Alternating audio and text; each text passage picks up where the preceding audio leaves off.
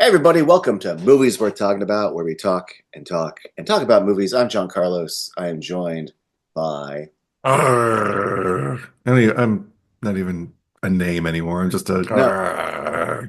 It has been a slow de-evolution over the years, both in pronunciation and in your character. I think I'm better now than I was, but okay. Yeah, That's a different conversation, Doctor. yeah. Mm. We're here to talk about Jay and Silent Bob Hmm. Reboot. Hmm. Um, which and let me just say up front, there might be a whole secondary thing because my notes are really disorganized and were written half in the dark. So there might be a lot of fun detective work for me. Um, Okay. yeah, and You need a yeah, bite light. a bike light. Bite light. Okay, I heard you correctly then. Bite light, like you heard. Where you put it in your chair, like people backstage on like musicals and concerts and everything like that use them so they can Oh, see what they're doing backstage without creating a vast, you my know. brain just went to like sexy times and like that's just something that like I don't know what a bite light is. Like, hey, it No, sounds kind they're of like keychains. yeah, Businesses like have them or used all to. I don't right, know yeah, if they do anymore, but yeah. okay. Because Yeah. I have a headlamp that for when you're That, like when you're out camping or yeah, yeah, or yeah. when other people go hiking, you can kind of see Yeah, but them you there. can't watch a movie with that. That'll just create a glare on your screen. Yeah, and it's less hot because it doesn't say bite in it, like bite light. Like fucking Yeah. bite that. All right. Yeah. There it is. I'm ready to move on. Yeah, yeah, you are.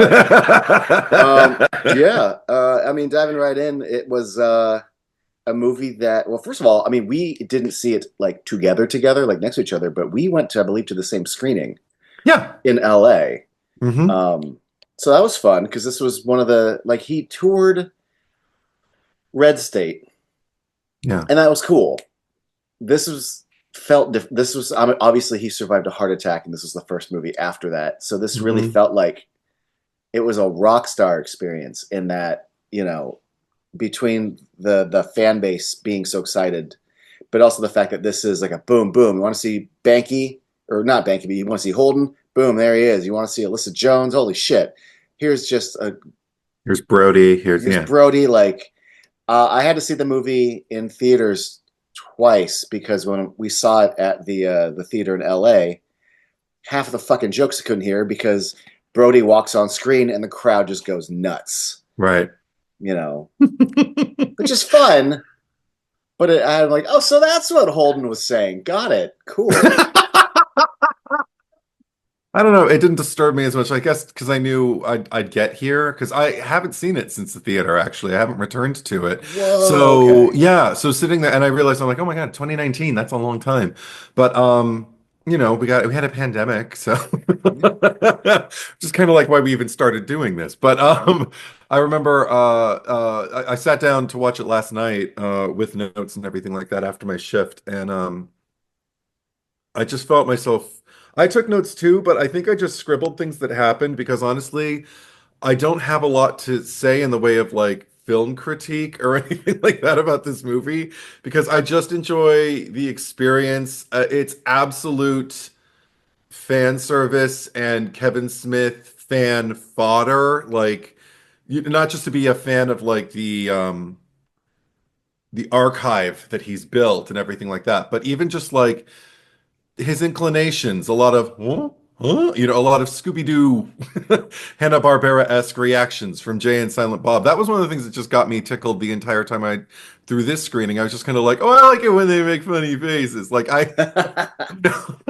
it's not there's not a lot of depth to mine. It's all pretty much like even the more sentimental or emotionally poignant moments are really pushed to the forefront. There's not a lot of oh, you know what I think he was really thinking when he said, there's not a lot of Yeah. discussion in that.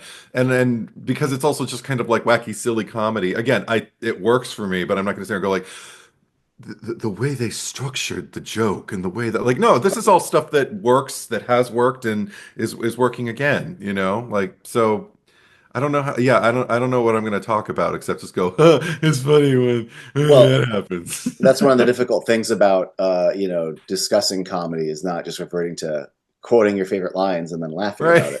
it, And yes, Yeah. this has less of a like, oh well, actually, but we can talk about Doctor Strangelove because satirically speaking, it's like no, this is like it's mostly just a dumb comedy. Yeah. Although a little plus because there's an emotional heart to it. Yeah. But I will say I have seen this many times since 2019. But I've had quite a drink because I remember and the fact that you said you haven't seen this since 2019, I go, okay, I don't want to say that's telling, but when I ranked on Letterboxd my Kevin Smith films, Mm. I had Jersey Girl above this, and you were like, Jersey Girl above Reboot? And I was like, yeah, these Hmm. Eddie thinking. But yes, this was a comment you made, and I just went like, yeah, because you seem lost. They're You seem just so lost. well, they're just so Oh, okay. different. I thought you were doubting my memory. Yes, they are very different. I No, just no, no, remember not your memory, but I yes, just go on. remember in my head about however many years ago, like that, like I'm like Jersey Girl as a production succeeds at what it's trying to do in my heart more than Reboot succeeded at what it was doing, and therefore I just like I went on the ride of Jersey Girl more at the time. What I'm coming back Hmm. around to is these. I've recently watched it like this week and then like a few weeks ago, and Reboot has played better in Hmm. 2025 than it did before. And Okay. there was, and we'll talk about this, but there was a lot of things that I was critical of that I have just let go of. And there's also like, this is the time that the distance that really helps is that being being such an invested Kevin Smith fan, Yeah. following on Instagram and listening to like every podcast means that like you're very inside. And this movie has a lot of inside jokes. Hmm. And it almost feels like I've already heard that because I've heard Kevin say it already. I know this reference Hmm. too well, or all the casting. Like it made me. I'm not saying I was like in the production, but it made me very aware of it, Yeah. Yeah. and I almost couldn't just go on the movies ride because you're like, oh yeah, Okay. there's Ralph Garman, and I heard about the day he filmed, and we already heard how Mark Bernardin had lines, and then he just didn't, and then like you hear, and every cameo was fucking spoiled for this movie. Um, Mm. and now I don't have that. Now I just sort of watch Jay meet Millie and not hear about, oh, Rosario flew in and she only had a few hours. And like, Yeah. I'm very aware the production window was tight. We only had 4 weeks to shoot this and we had to recreate this. And I went, oh, okay. I imagine it's what like going to a premiere is like on something you worked on and going, oh, that's the day that so and so Right, right, right, was right, in right. and she drank too much coffee, but like, oh, on the third take, she felt good about it. And I couldn't really enjoy the movie. Yeah, That I get sounds, that. yeah. Like, so now I can actually go enjoy the movie. And I liked Hmm. it. That's nice. I like it more than Jersey Girl now. So I have to Okay. Yeah, I mean it's an odd thing to compare the two of them because like that's like saying like I mean I guess you can do this if one comes forward for you, but it's also like asking so which do you prefer, Jalen Silent Bob Strike Back or Dogma? You know, and it'd just be like, Right. well, I mean, and I guess if you if you don't have to think about it, then you know that's very telling. But even if you do, it can be about like, well, where are my priorities as you know, like a film goer? Like, what are the things that I'm looking for the most? Uh, do I do I want to lean into more kind of like vaudeville routines, ha ha ha ha, dick jokes, or do I want to lean into like something like, oh, that's an interesting take I've never heard before, like, Yeah, yeah, and yeah. which one's more comprised of I what? didn't pit the two of them together. You were the one that observed my whole list and went, Oh. you put Jersey Girl over you put Jersey Girl over Reboot? I'm like, yeah. The 16 Okay. movies, if that's where your eyes went, Okay. Yeah. Well, it's But yeah, that's interesting. I think I'd probably still have the same reaction if I saw it in a list, though. I'd be like, Jersey Girl over Reboot, really yeah, interesting. Okay. yeah. Well, whatever. Whatever. It's undone now, but it is definitely. I mean, a love letter is such. I mean, I don't think I've seen a denser collection of references to be a love letter to fans. Mm-hmm. I mean, and also to build on the universe that already exists. Like we've already up to this point done like Clerks 2, and then we kind of went away, right? We did Zack and Miri, and Red Yeah. State, and but the fact that like first of all, we need to get into the fact that it folds in other movies, Yes. but also like it doesn't just, and it does do this. Like Millie's got a poster for busing in her bedroom. Hmm. That's a fucking deep cut. So there's lots of references to deep cuts, but what I'm also getting at is it also expands on the world. Like we've already Hmm. had Ranger Danger. We know Ranger Danger exists, but now we're doing like Jay's shirt in the whole movie is like the Dark Knight Returns, but it's like the Ranger Danger Returns version of it. Hmm. The comic book that Brody holds up, the front of it is like the Ranger Danger into the Dangerverse, and he looks like Miles Morales in it. So like we're Oh my adding more lore. We're God. adding so Yeah. much visual lore. Even just like Ride Me Now, like the Ride Me Now sticker is still on the door, I believe, in Clerks 3. Yeah. And if it's not featured in Clerks 3, when the last time I went to Quick Stop, which was after Clerks 3, the sticker is still on the door. So like, the lore is being grown while also reflectively looking back. I'm just saying it makes like the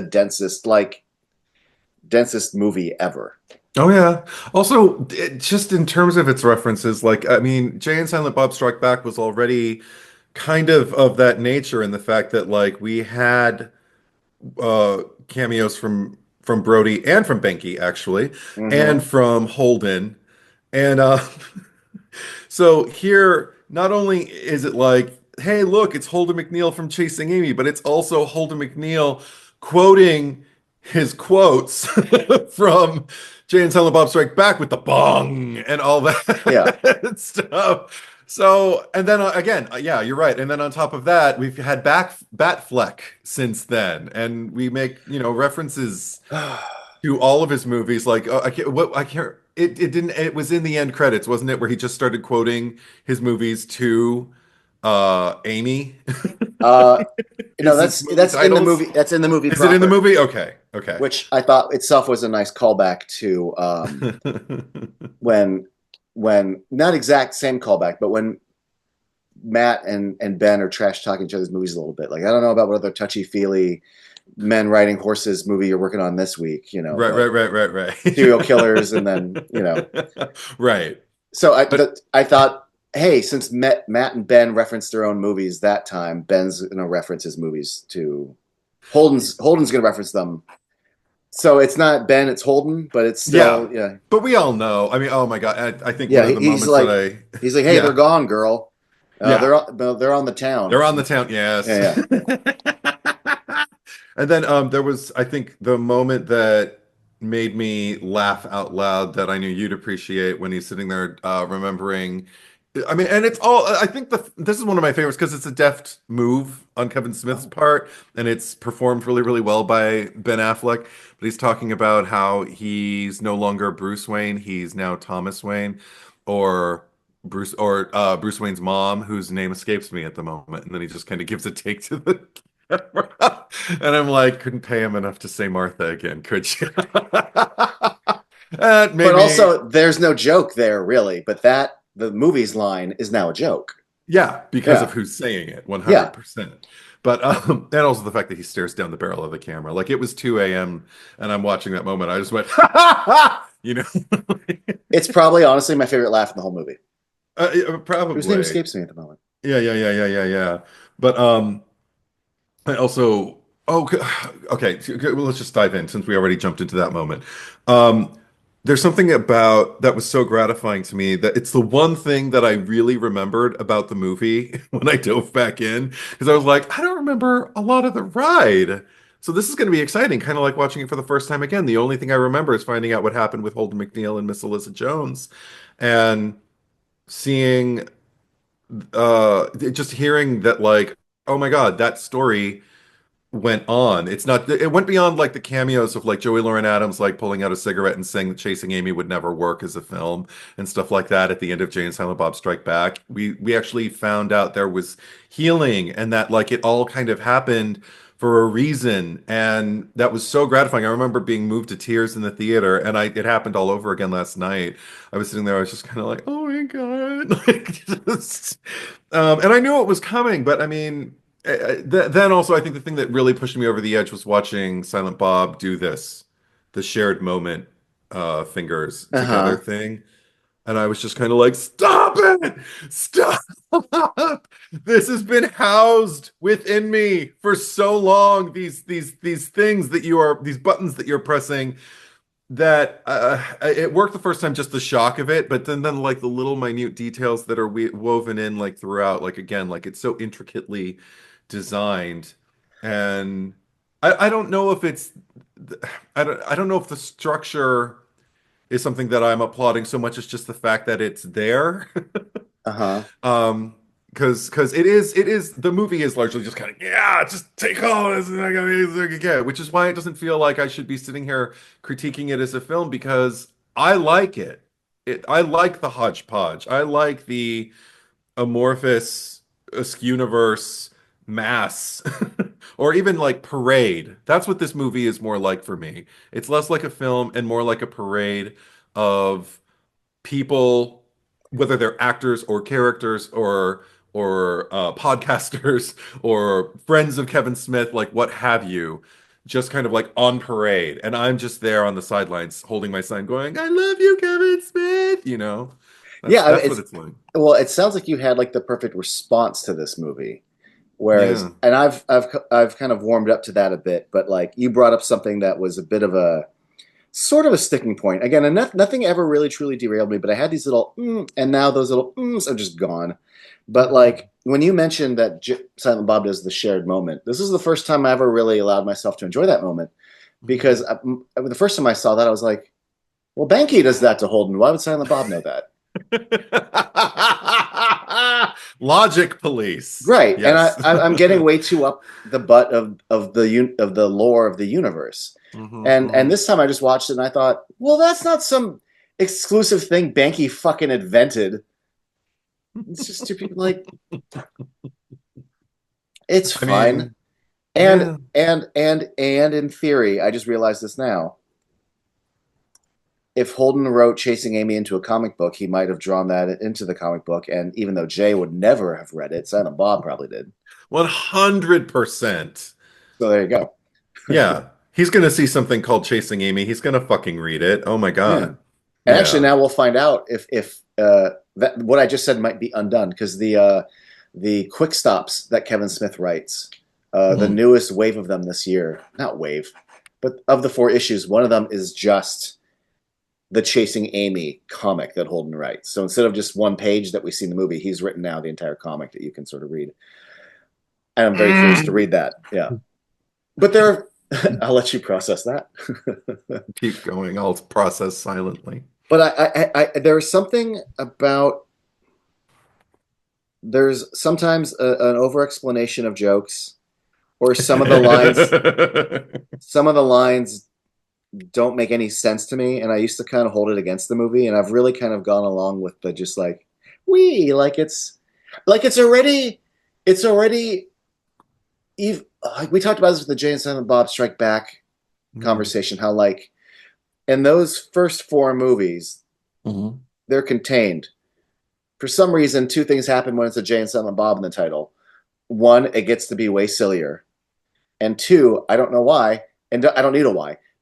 We get to acknowledge the other movies are movies. It's Mhm. kind of Deadpool in that sense. And then when we go back to a Clerks, Jay and Silent Bob are in-universe characters. But then in Reboot, we get to go back to acknowledging, like, oh, Kevin Smith, that queef who directed Tusk and Cop Out, like, we acknowledge not just that, like in Strike Back, when they acknowledge Mallrats existed as a title. Mhm. We have a joke about Chasing Amy would never work as a movie. Like, hey, what? Like, these are movies, but they're not. Yeah. But in this, we also acknowledge, beyond the fact that the movies were movies, we also acknowledge that Cop Out and Tusk were directed by Kevin Smith, Yes. because he's never been in the universe before. No. So, and again, if you start to overthink, like, well, how can, just don't think about it. No. No, it's just Bugs Bunny. It's just Bugs Yeah, Bunny. 100%. When they run over to the clerks panel, the clerks cast panel, and Yeah. they're all in black and white, and then they turn into black and white, and then scream. Are we supposed to think, oh my gosh, does this mean that their reality is like crashing in on itself, and that Right. they're no, Like, it's how just are the people that Jay and Silent Bob actually know as mhm. real people to them now a cast of characters that have moved? Like, just don't think about it. It actually made me And think this is, and about yeah. Go I'm ahead. sorry, but when it's got Jay and Silent Bob in the title, it gives you the clearance to not think about it. No, yeah. But it made me think about another movie that's been on my mind lately because I'm revisiting Three's Company. Don't ask why.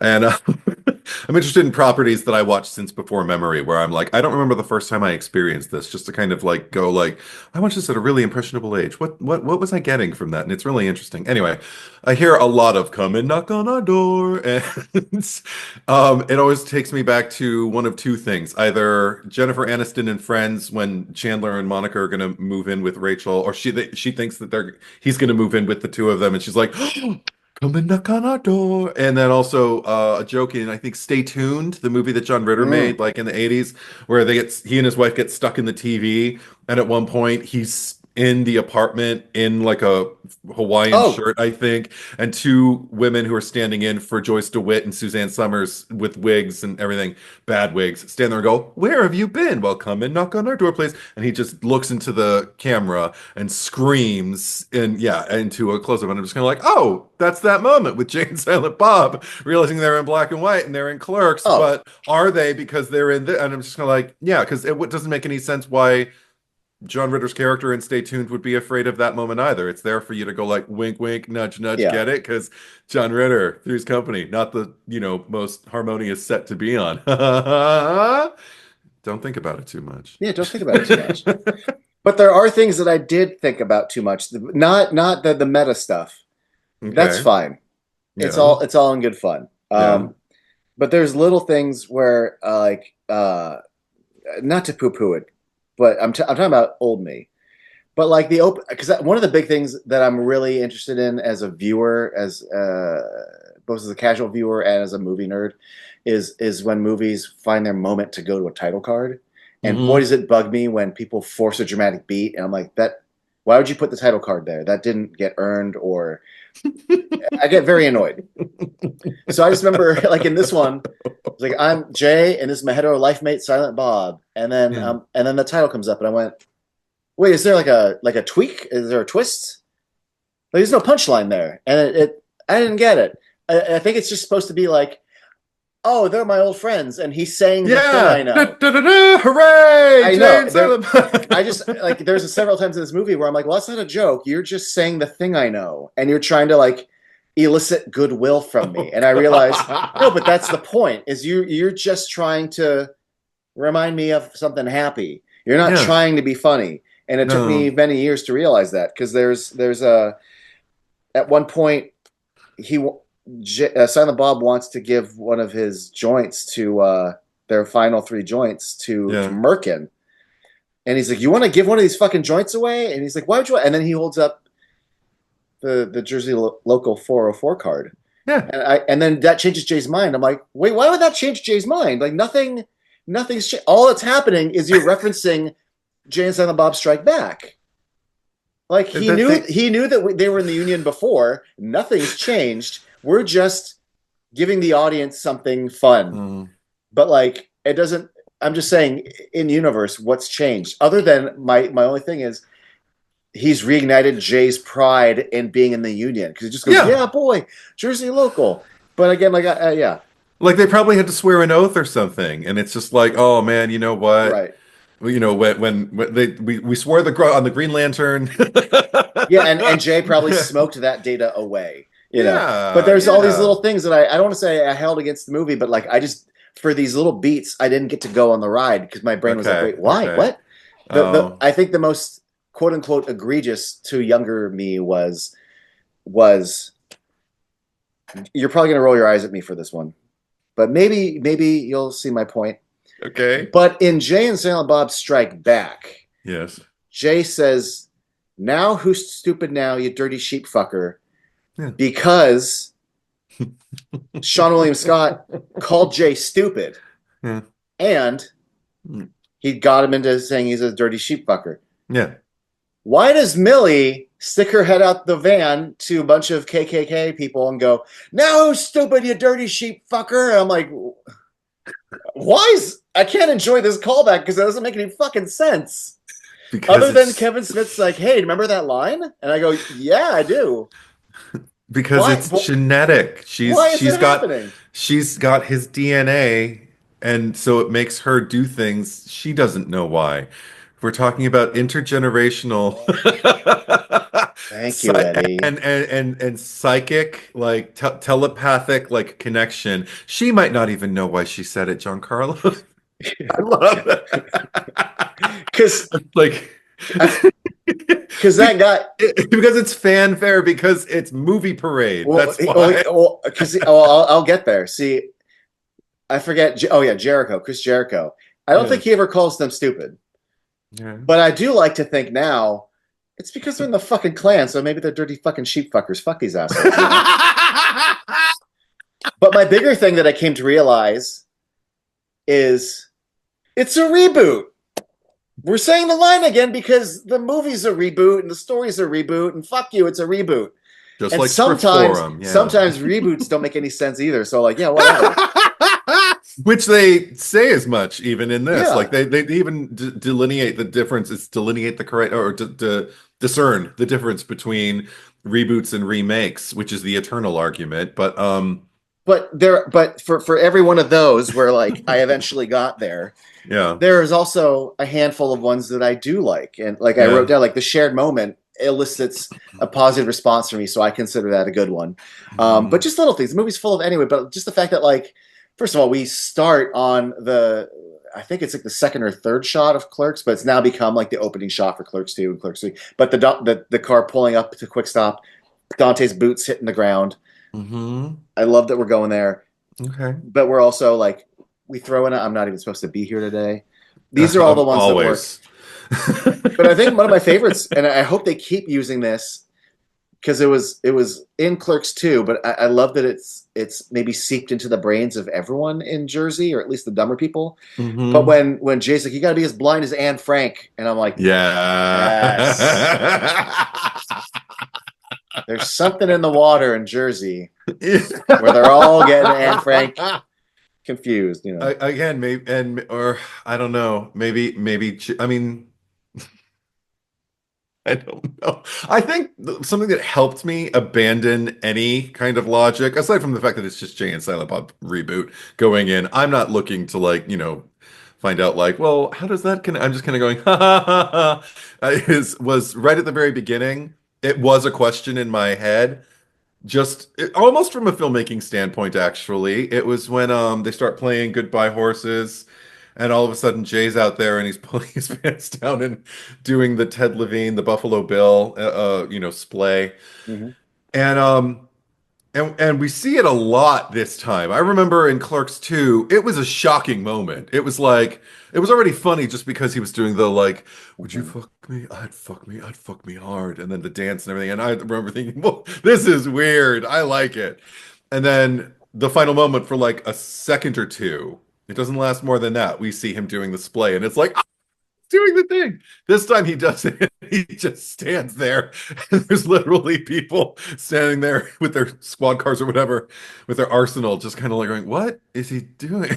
Right. I mean, Goodbye Horses is playing for Yeah, us, but it's not right. playing. No, There's a lot of audio cues too for you just to get nostalgic for. But like, sure. he. I mean, it's fun because he's high as shit and he hears Right. "Drop the plants."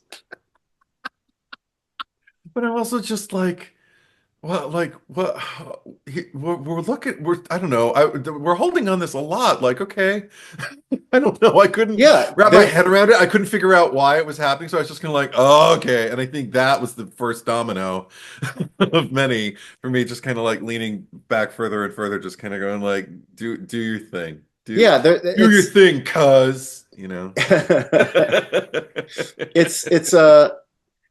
It's a evolution, not evolution. It's the humor has shifted over time. Like it's not the identical same movie.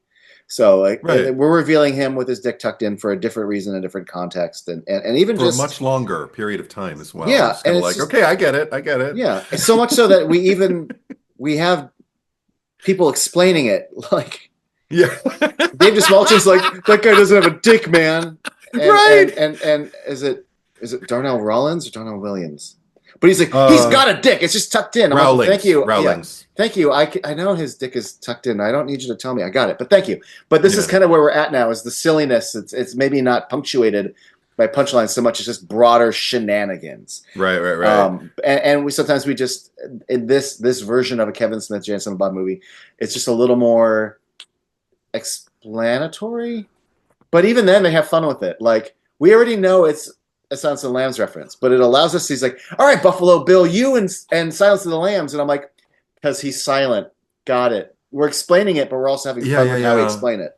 But Also, it's an but interesting maneuver because those of us who are in the know, I didn't even realize this, but like those of us who are in the know, like get what's going on. So the fact that there are outsiders who are looking at this going like, what? Because nobody did that the first time we saw it in no, Clerks 2. So it's like, oh no, it's okay. He's fine.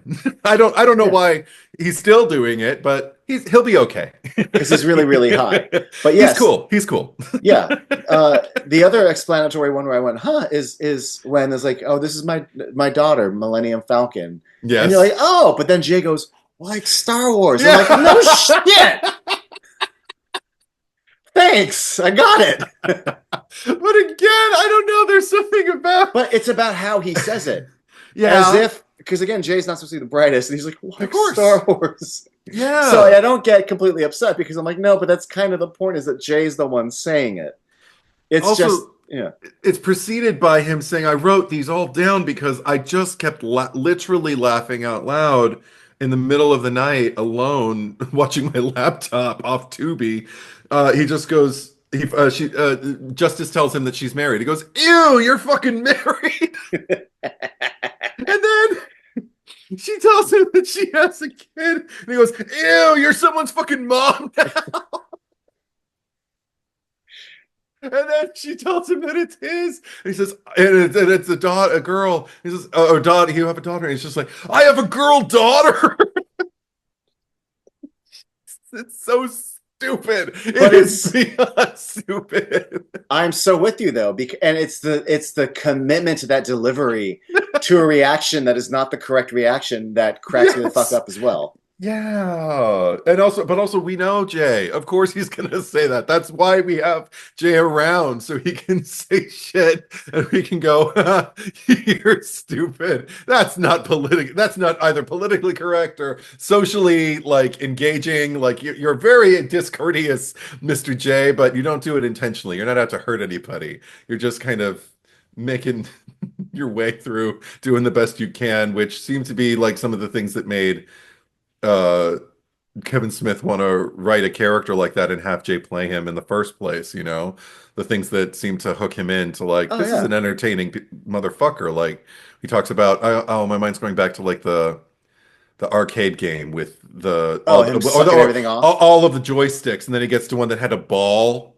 that you roll and not a joystick, and everybody went to see, is he going to suck it off? And he sucked it off, and it's like, wow. I get that. I understand the the fascination and the lean in. Like, Yeah. well, Oh, let's see what he does. yeah. I mean, and that goodwill with him is not goodwill, but like you're right, because he can carry dialogue now in a way that he probably couldn't have in 1993 when Yeah, they filmed Clerks. 100%. But that energy is that sheer. You put that energy in any single line or any single moment, like, ew, what? You're somebody's mom? Like, or I'm a big fan of just like they're already finding out the movie's getting a reboot, but then they I think it's either the link to have a cameo or the link to Chronicon, but like Mhm. he turns to look at the monitor and he goes, what the fuck is this shit? Yeah. He just twists every shit. Yeah. And it's not it like comes from in here. I love it. I'm also looking because it's not, again, I love those, but like it's not like everything's a winner either. But you got, you got to just keep them going. You got to keep Yeah. with the joke writing and everything. Like when he meets Millie's hetero life mate, which that was nice. Oh, Seeing like, yeah. oh, okay, see again, genetics. Like you're gonna seek out as a hetero life mate because you have Jay's DNA. Because that's how genetics work. It's a comedy. Don't think about it, Eddie. It's just, Exactly, yeah. exactly. But no, it's when she introduces her as Sopapilla, and he's just like Soapy Soapy penis. penis. Like, oh my god. I sometimes get words or phrases stuck in my head, and I remember a couple of days later, I'd just be like driving my car, and I hear soapy penis, soapy penis, soapy penis. Get out of my car and walk into the parking lot. Soapy penis. It's really catchy. Like it's something caught in your teeth from like a Yeah. meal from like the Okay. night before. Yeah. Yeah, soapy. I got soapy penis caught in my teeth. Yeah. Oh god. So yeah, That's this movie is a huge mix of like genuinely great laughs, really great so many great throwaway beats, which I'll get to. But then again, there's a few of those things that are just meant to elicit, like a joygasm. Like Yeah. it's just a stimulant, and it's not really. There's no joke. It's just here. I'll give you my last one, which I forgot about, which is he's talking about how Boo Boo Kitty Fuck sees them at the door and she faints. He's Yeah. like, "Ooh, when she wakes up, I'm gonna be like, come, Senator Jarrell, kneel before Zod." Yeah. I'm like, I know you said that in Mallrats, but why would you say that to her when she wakes up? Like, you're not. The villain said it in Superman 2. You say it because you knocked someone out. What? Why would you say that? I don't. You know what? It's a line that we know. Ha ha ha ha. See, I thought it did have a point. I thought it was about exerting dominance in this like inflated sense of self-importance that he has. To her? Yeah. Who he hasn't seen like in 17 years or 18 years? Because he thinks he still has a stake in her heart. He thinks that he can come in and she's going to be like, oh, so it's Jay! more like Senator Jarrell. Yeah, like he's going to smack her in the face with his dick. Yeah. Okay. Thank you for talking with me, Eddie. Yeah, right. And she's going to say, thank you. Yeah, that's what okay. And they'll say, kneel before Zod. She'll be like, I've just been waiting to do this. And then he finds out, nope. Exerting more of a romantic / sexual dominance, because in his head, he sees her on the news TV and thinks, oh, we're just going to reconnect because that's how easy it's going to be. So in his head, it's still just going to be. Also, I mean, everything is going to allude to other things that I'm watching, but I did just finish a rewatch of the original run of the Sex and the City series. And there was a moment where like Aiden is sitting there with Carrie talking about Big and how, you know what, it's like he's Batman and I'm the Green Hornet, and if we fight each other, everybody thought Batman was going to beat Green Hornet, but Green Hornet beat Batman because he had the moves and I got the moves. So I'm Green Hornet, and I could beat his ass, and he's Batman. And she's like, "What are you talking about?" And I'm like, "Well, that's how men think." Even if we don't share it, I remember watching that moment thinking like, no, I totally get it. Like if I were dating a guy and he started going off like that, I'd be like, okay, hon, you're green. Yeah, you're the Green Hornet. Of course you are. If that helps you, whatever helps you out, big guy. So him just like kneel before Zod, like I am as powerful as Zod was in that one moment when he said that thing, and I'm gonna exude like that kind of like command over people because that's how important I am to people. I don't know. It made sense to me. Okay. I mean, I eventually got there in a different way, but I like your explanation more. Good. Yeah. How did you get there? Oh, well, no, my just got there was like, no, we're just saying the enjoy thing. the reference, asshole. It's just the thing, right? Yeah, just enjoy it. Shut up. I mean, although in theory, I don't understand structurally why it's there, because he says it when he knocks someone out, and this time he says it right before he gets knocked out. Like, oh, okay, nice parallel. Yeah, nice. Yeah. I mean, another thing there's something genetically in Millie that when she hears that, no, I'm just kidding. Again, like you're making me. I'm glad that we're talking about this because I walked into this thinking like I have no idea what I'm going to say about this movie other than like, haha, funny. But you're making me realize another thing that helped me kind of like release my grip on the logic police of my own, because I have them. Was we already mentioned like the Goodbye Horses, but also then they go into the courtroom and remind me what Justin Long's character's name is from Zack and Miri. I forget. You don't remember? Okay, but here's the thing: they've confirmed he is the same character, even though he's not named the same character in this. Oh, okay. But isn't it like Randy St. John or something? I think so, but like Dick Wolfer. Anyway, we'll go by his Grindr name. Right. So Dick Wolfer's there. I don't think he ever says, "Hi, my name is Randy St." Like, I don't think he did. He just says, "I'm your lawyer." Yeah, yeah, That's the yeah. justification is since Buddy says it in because that one is owned by voice. like the Weinstein Company, and but Oh, okay. and this is That's why we only get his grinder name then, because right. he's got that voice and But it of yeah, gayness. but it is him. Yeah, of course, through and through. The Eh, second I saw it, I was just kind of like, "Oh, I love this yeah, character." But he's representing them. They never hired him, but he's talking like they did. He's doing this like Jedi mind trick on them, and then immediately like gets them off just so he can walk around to the other table and represent Saban Films in trying to nail them. And I was just kind of like, "Oh, this would be a conflict of interest if there were any logic in the world, but there isn't." no, I think that's one of the biggest hints early on Yeah. is the fact. And first of all, like Justin Long, Mm. it's not even just the vocal performance of what he's saying and all his inflections and intentions. Yeah. It's once that the first trial is over and he cartoonishly, rigidly gets up and like Yes. walks around the table and walks Mhm. in front of the table and like does these like harsh degree turns That's and then some just stop. Right? I'm like, oh, you that's fucking some genius. That's some Looney Tunes shit right there. Yes. Yes. Yes. And that tells you, like, wait, the document that just got signed that hasn't been reviewed by anyone or been processed by Lionsgate or Saban Films, like, that's not like, no, we are in a cartoon. Do not overthink this. There's so much of that. Like, there's this joint that it's so potent that like people who smell it pass out, but the heroes who light it, they don't. No. But the intended targets always do. Like, oh yeah, don't think about it. It's a cartoon. Yeah. Um, They've built up an and immunity over the years. That's what they it is. have. And I forgot there's a big one. Oh yeah, this is the one. It's not a cartoon, but it's just any other movie. I would have a real problem with this and analyze this. Okay. Any other Yes. movie, Yeah. when it's like, oh, so I told your daughter that you left, so she doesn't know, and I want to keep it that way. So when you meet her, don't tell her anything. I'm like, oh, that's fucked up. But we're doing a really fun comedy here, so it's just one of these like little comedy things. Like we've got a secret, don't tell the other person, and this is how we have like comedic stakes and little hurdles to jump through. Mhm. Fine, but like, if for a second you attempted to apply any logic to that, like that is such a fucked up thing to do to Jay and a fucked up thing to do to Millie, and like as far as the truth of things and putting that on like, but like this is not that movie. This is comedic secrets and you know. But It's fine. It's fine. Like I go with it. I so go with it. again, And I I promise. totally complete your No, I thought. just. I don't. I was just gonna say, you know, at the end of the movie, he's like, "Hey, I promised your mom I wouldn't tell you," but you know, and you're like, "Yeah, it's just it's a cartoon of a movie. We're not supposed to." In fact, you know, you're introducing actually a very adult idea into a very silly movie, and I think it does just the right amount of dialogue, the right kind of dialogue to get you to that concept of a premise for what we're doing from here on out.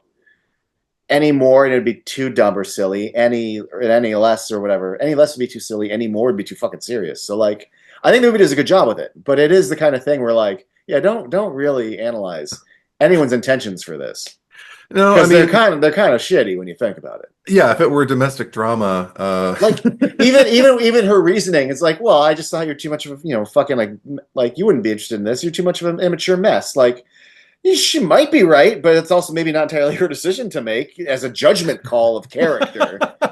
well, Let alone actual actions. You know, like I've there are scenarios where like party A knows party B is irresponsible and it dangerous and it'd be irresponsible to have them be involved in this person's life or anything. But like, you know, from Justice's standpoint, I thought you'd be mad because you didn't visit me in prison. I thought you'd be mad, so then I didn't tell you that you had. All right, you know what? It's comedy. I don't give a fuck. Let's just go because we need. This is the premise. These are the stakes, and let's just get there. Go. well, I mean, And I'm fine with it. yeah, I mean, from Justice's standpoint, like I understood the fact that like, well, he never visited you in prison. Like the last time you saw him was probably when he was up there on the stage with Morris Day and the Time. So, you know, you did your time and then, you know, you got your baby. And we didn't even did we get the details? Like, was she born in prison? Like what like what happened? We don't know how long I don't remember how long she was in jail or if they even mentioned it, but whatever. I'm not thinking about that, but I'm just thinking like, okay, so you thought you were on your own, you made the best that you could. You know, because she makes it so boldly. She declares it to strangers. You know, her moms know this about her dad thing and about reaching out to these other girls. It doesn't, I mean, I don't think it's ever introduced as like a big, deep, dark secret that nobody knows that she met with these girls. Like, so, and or the reason why and everything like that. I feel like her parents would be attuned to that. So maybe Justice knows this is not the time. She's just like, you know, a teen and she's really, really angry and she's got to heal and she will, and there will be a right time. Again, this is all headcanon, but but this is not the time because like she might kill you, Jay. You know, like Yeah. you might end up. And she did one thing Justice I don't think counted on was them taking a road trip together and Jay making her like I don't know her icy exterior kind of like melt the way he never had to with Justice, but Right. but I mean, but also I don't know, just again like once again and a weird again creating like this fun parallel for me when I realized like oh my God, here they are on the lam with four girls in a van like Hmm. evading the law and stuff like that. And I was like, oh, this is fun, but But you know, I'm glad you brought up the fact that like, yeah, you do there. He charms Millie in a way that like, I mean, Justice was pretty immediately endeared to him in Strike yeah, Back, but like, yeah. yes, he does melt her icy heart. But also, there is like she thought he didn't visit her in prison because he'd be mad that she had a kid is what the ultimate sentence ends up being. Hmm. But the fact that he's like, no, I just they wouldn't let us fuck, which is such a silly fun thing to. But the fact that she kind of revert, she's still just she goes, oh, is that why? Like, oh, that's Oh, any that's so realistic. Yeah, sweet. any other rational thinking person would be like, what the fuck, you What the idiot? But fuck is like, wrong with you? oh, But is that's not that her. it? But that's Oh, not that's all. justice. Yeah, that's not justice. Yeah. So also that kind of person. So that I again, I don't hold anything against that movie, but you know, the two of them and how their brains operate. It's all a little Well, different than how everyone else's brains operate. But and it's a key component of Justice's character. It's the whole reason that I think Heather Graham, who was approached for it, I don't know initially, but she was one of the mhm. actresses, and she read the script and she was just like, "Well, I remember Kevin Smith saying on the commentary, I think like she didn't understand why am I so gung ho about this Jay guy? Like here he is, like you know." Farting and smoking and you know cursing and just being a you know a little dick and I'm like why am I so endeared to him? It's just like everything that he does, there's an innocence to him. You know, you have to understand that's true about Jay Mewes too. That's why, you know, we're Mhm. friends. Like he's never means any ill will toward anybody. He's just so like that's why he wrote the line. He's just Well, so innocent while he's humping the glass of the yeah. thing because it's like, yeah, that's inappropriate. Yeah, it's making a scene, but at the same time, he doesn't mean any harm by it. He is Well, and innocent to the ripple effect that he could have on the people around him, which is I think a shift from the clerks Jay to right. the initial Well, because I and think he was a little more I'm going to do things and I don't care how what effect it has on you. He became and much more when he does, he's still actually because like he's mean to Merkin and he's intentionally mean to Merkin, but like Mhm. I still find it funny. Just because again we do the you know we hit a lot of the marks that the first one did. It's supposed to be reboot on purpose, so they Yeah. the comment section on the internet at movies is now leaving a comment outside of movies on an app. Mhm. But he's intentionally like, why don't you go sit on a bald dick? Ha ha ha! Like he Right, is, right. yeah. I'm gonna call you Merkin. Like there's no innocence there, but it's still fucking funny. That was one of the lines I wrote down too. It was just like, why don't you live up to your name and go sit on some bald dick to Merkin? That was fun. Um, I But you touched on Millie, so I feel like I just want to lean into this a bit okay, because go for it. you were mentioning like the support group that they were in. And you know, one Hmm. of the things that Kevin Smith did touch upon was that like I wrote a silly comedy and then we went to go shoot this scene and she's really fucking like acting in it. And I'm Yeah. like and it works. Surprisingly, like it does. But the way he described it was like, yeah, I made a fucking comedy. What are you doing? And she's like, no, you wrote this scene and these words have weight. Hmm. But it, I don't really have too much to say about that. I think it all works. You just brought me to a lot. Like if there's, you mentioned the thing that made me laugh the hardest in this movie. The second biggest laugh this movie gets from me, And it's amazing because not only is the delivery great, but it's in the middle of this drama, and the fact that you can through editing and performance, you can shift gears to such a big laugh and then right back into drama is really impressive. When they're laying about how they never met their father and blah blah blah, he's like, "Well, I never met my dad, and I turned out all right." No, you didn't. Through the tears. No, you didn't. And it was awesome because it's also a moment of like absolute truth. Yeah. So it stands out because I mean we're all sitting there kind of fuck. going like, no, I mean we love you, but We kind of think it, but she like, yeah, we would never put our arm around you and go like, and look how he turned out. We'd just be like, Yeah. well, might not be so bad. yeah. I mean, Jay never knew his, like, you don't really want to use him as an example, but it doesn't stop you from loving him. But no, you're right. And that confrontation also just like something about that. Also, I don't know, maybe because it's true or feels true, like that kind of like father-daughter dynamic, like as much as there can be like a bond there can usually be a turning point moment somewhere, even if it's like, this kind of like what's the word I'm looking for? Like microcosmic kind of like timeline of, like first we start off and you don't really know what to make of me, but I'm there because I'm your dad, and then you start like pushing back and like yelling, but then eventually like all you want to do is like sit there and have coffee with me and just chat, just talk about shit and like, well, what's my dad into? I've grown up enough. I realized that my father is a human being as much as I am, and we can just connect as like human beings now, like with the framework of like daddy daughter, but it's no longer daddy or fuck you dad. It's Although, yeah, there never would have been like a daddy dynamic with two of them. I think it would have been like the kind of thing where she would have just kind of accepted that he's going to embarrass her in front of her friends the first moment she's cognizant of it. Maybe, I don't know. Yeah. It's weird to delve into this kind of stuff, but it's not without its basis because, like you said, like it's a very real moment when she's sharing her loss. It's a very real moment when she says, like, I don't know. It's weird. It's weird to talk about like this. I'm not comfortable. oh, okay. No, I'm cool. I'm cool. I don't need a safe word. What were you gonna say something? I forgot, but A Millie line that made me laugh was, I'm pretty sure they were alive during the 90s to Jihad. And I was just kind of like, I'm fine with growing old as long as I don't have to do it alone. And when I'm watching a reboot of something that was just like a compilation of something that I, came into my own as a young teen and young adult with and everything, it's nice to just kind of go, we're all getting old. yeah. We were all alive in the 90s, Yeah, that was before the internet. Like I think that, yeah. Yeah. And I was like, yeah, it was. Fucking old.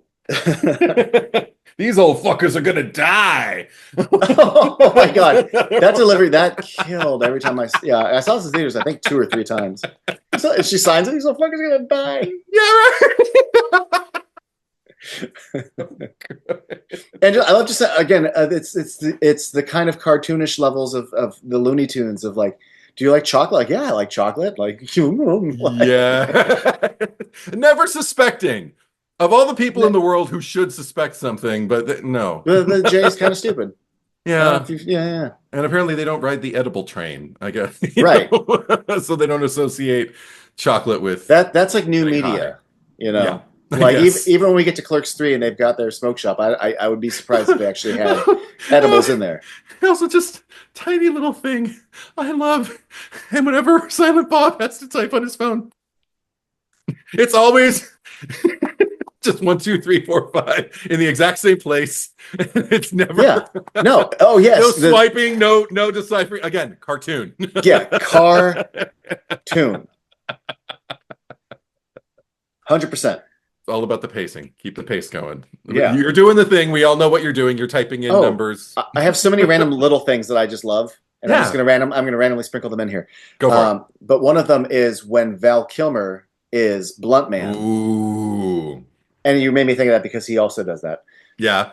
But the little thing that I love is that his mask includes like a hard beard.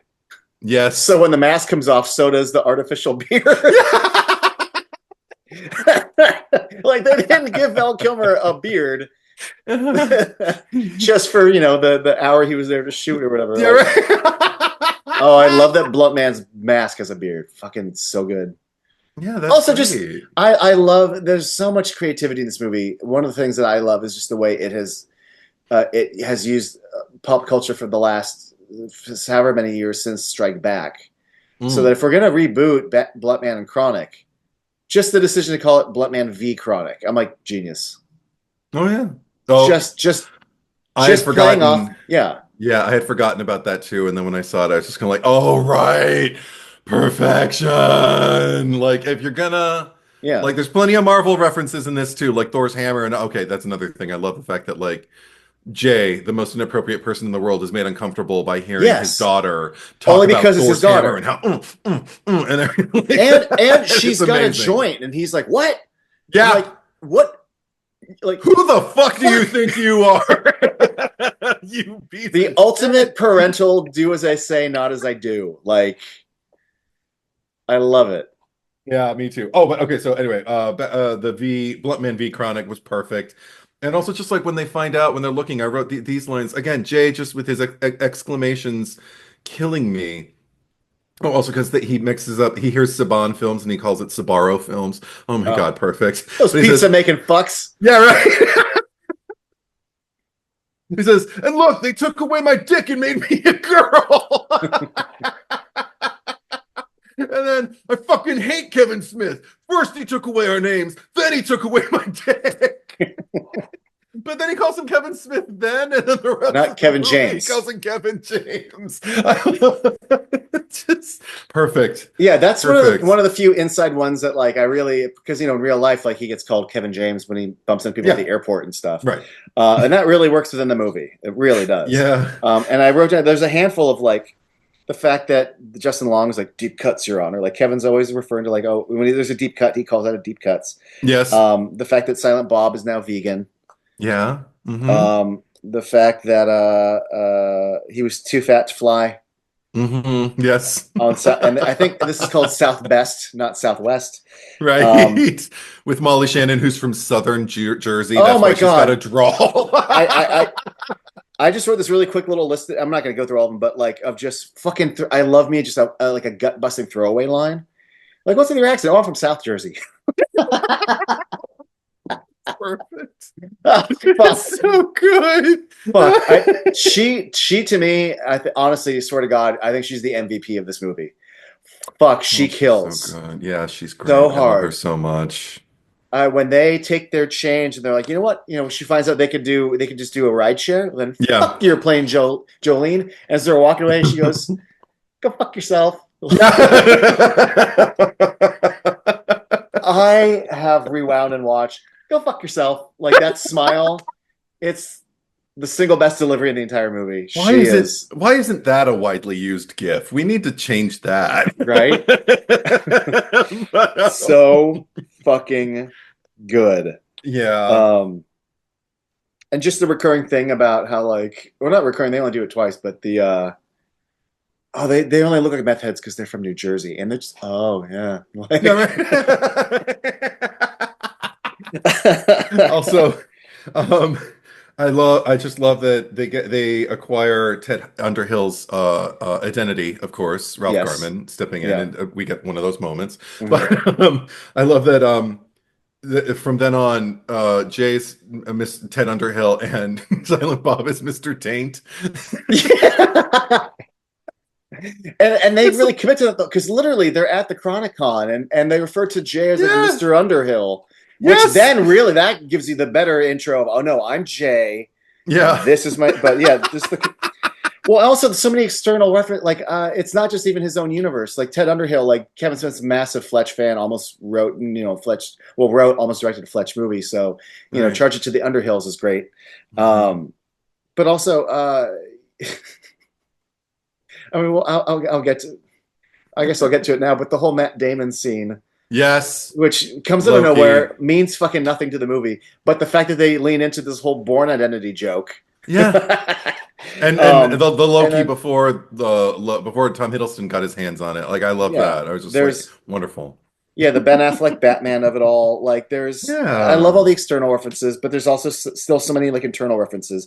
We're going to talk about Kevin Smith wearing jorts. Hmm. When we get to Hollywood, we establish Hollywood by showing the Hollywood Improv, by showing Scum and Villainy, and it's not just Hollywood Hmm. Improv. It's got the fucking Hollywood Babylon on the marquee, Hmm. um, and just like one of the big ones was that Kevin Smith would often refer to Jay as nickel head but $1 million heart, and they put that Right. in. There's a lot of, Yeah.